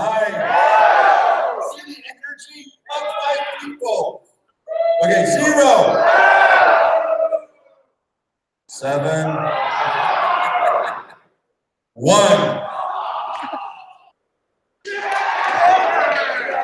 Well done, good sir. Check his ticket, he looks shifty. Congrats. Apple TV, 4K. All right, 4K. Whatever that. All right. 2, 3, 7, 9, 1. Still 100 people in it. 3. There's 10 people still in it. 5. Milo, have you ever won anything? Gosh, 5 years.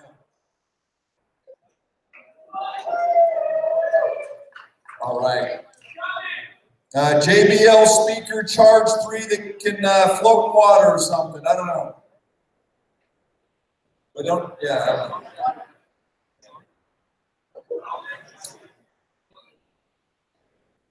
Got 2 more left. All right. 2, 3, 7, 9. 1,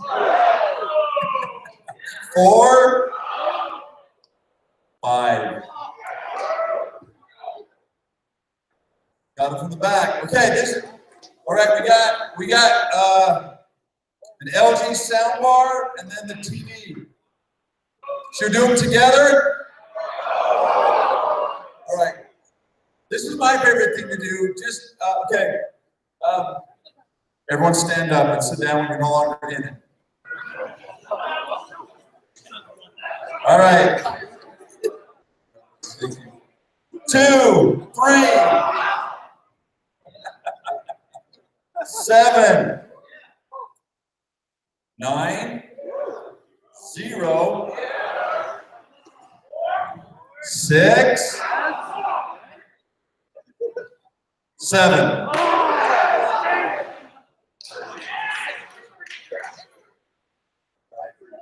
Congratulations. All right, there's been a lot of 2s. I'm sorry, I'm trying. I'm digging all over in there. Okay, all right. Okay, Levi's picking this one. This is for the TV. Now look, we got requests. We used to do the bigger ones. We're not going cheaper, but people are getting mad that they can't fit them in their car for the drive. This is the perfect. Austin measured it. This will fit in a backseat of a vehicle for your summer, including a Toyota Corolla. It'll fit. All right.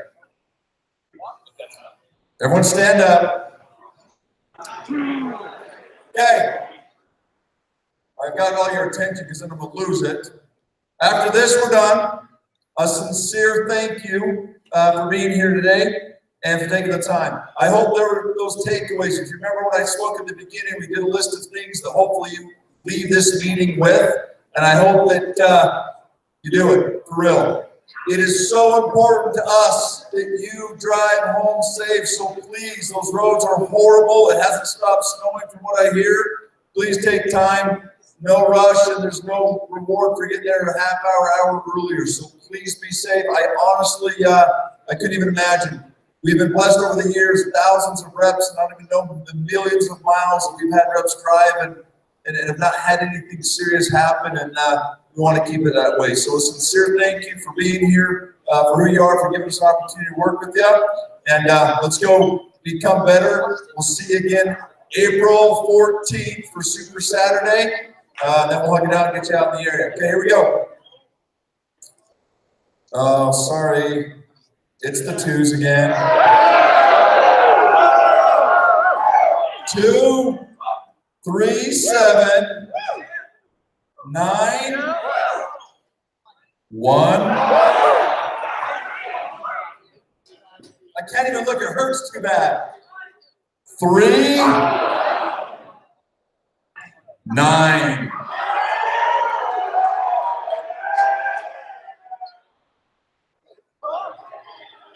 That's 2 winners from that table. Hey, that's Jared's table. It's his birthday. Do the right thing. Do the right thing. All right, that is it, you guys. Thank you for being here today. Seriously, safe drive home. Thanks, buddy. Appreciate it, man. Absolutely.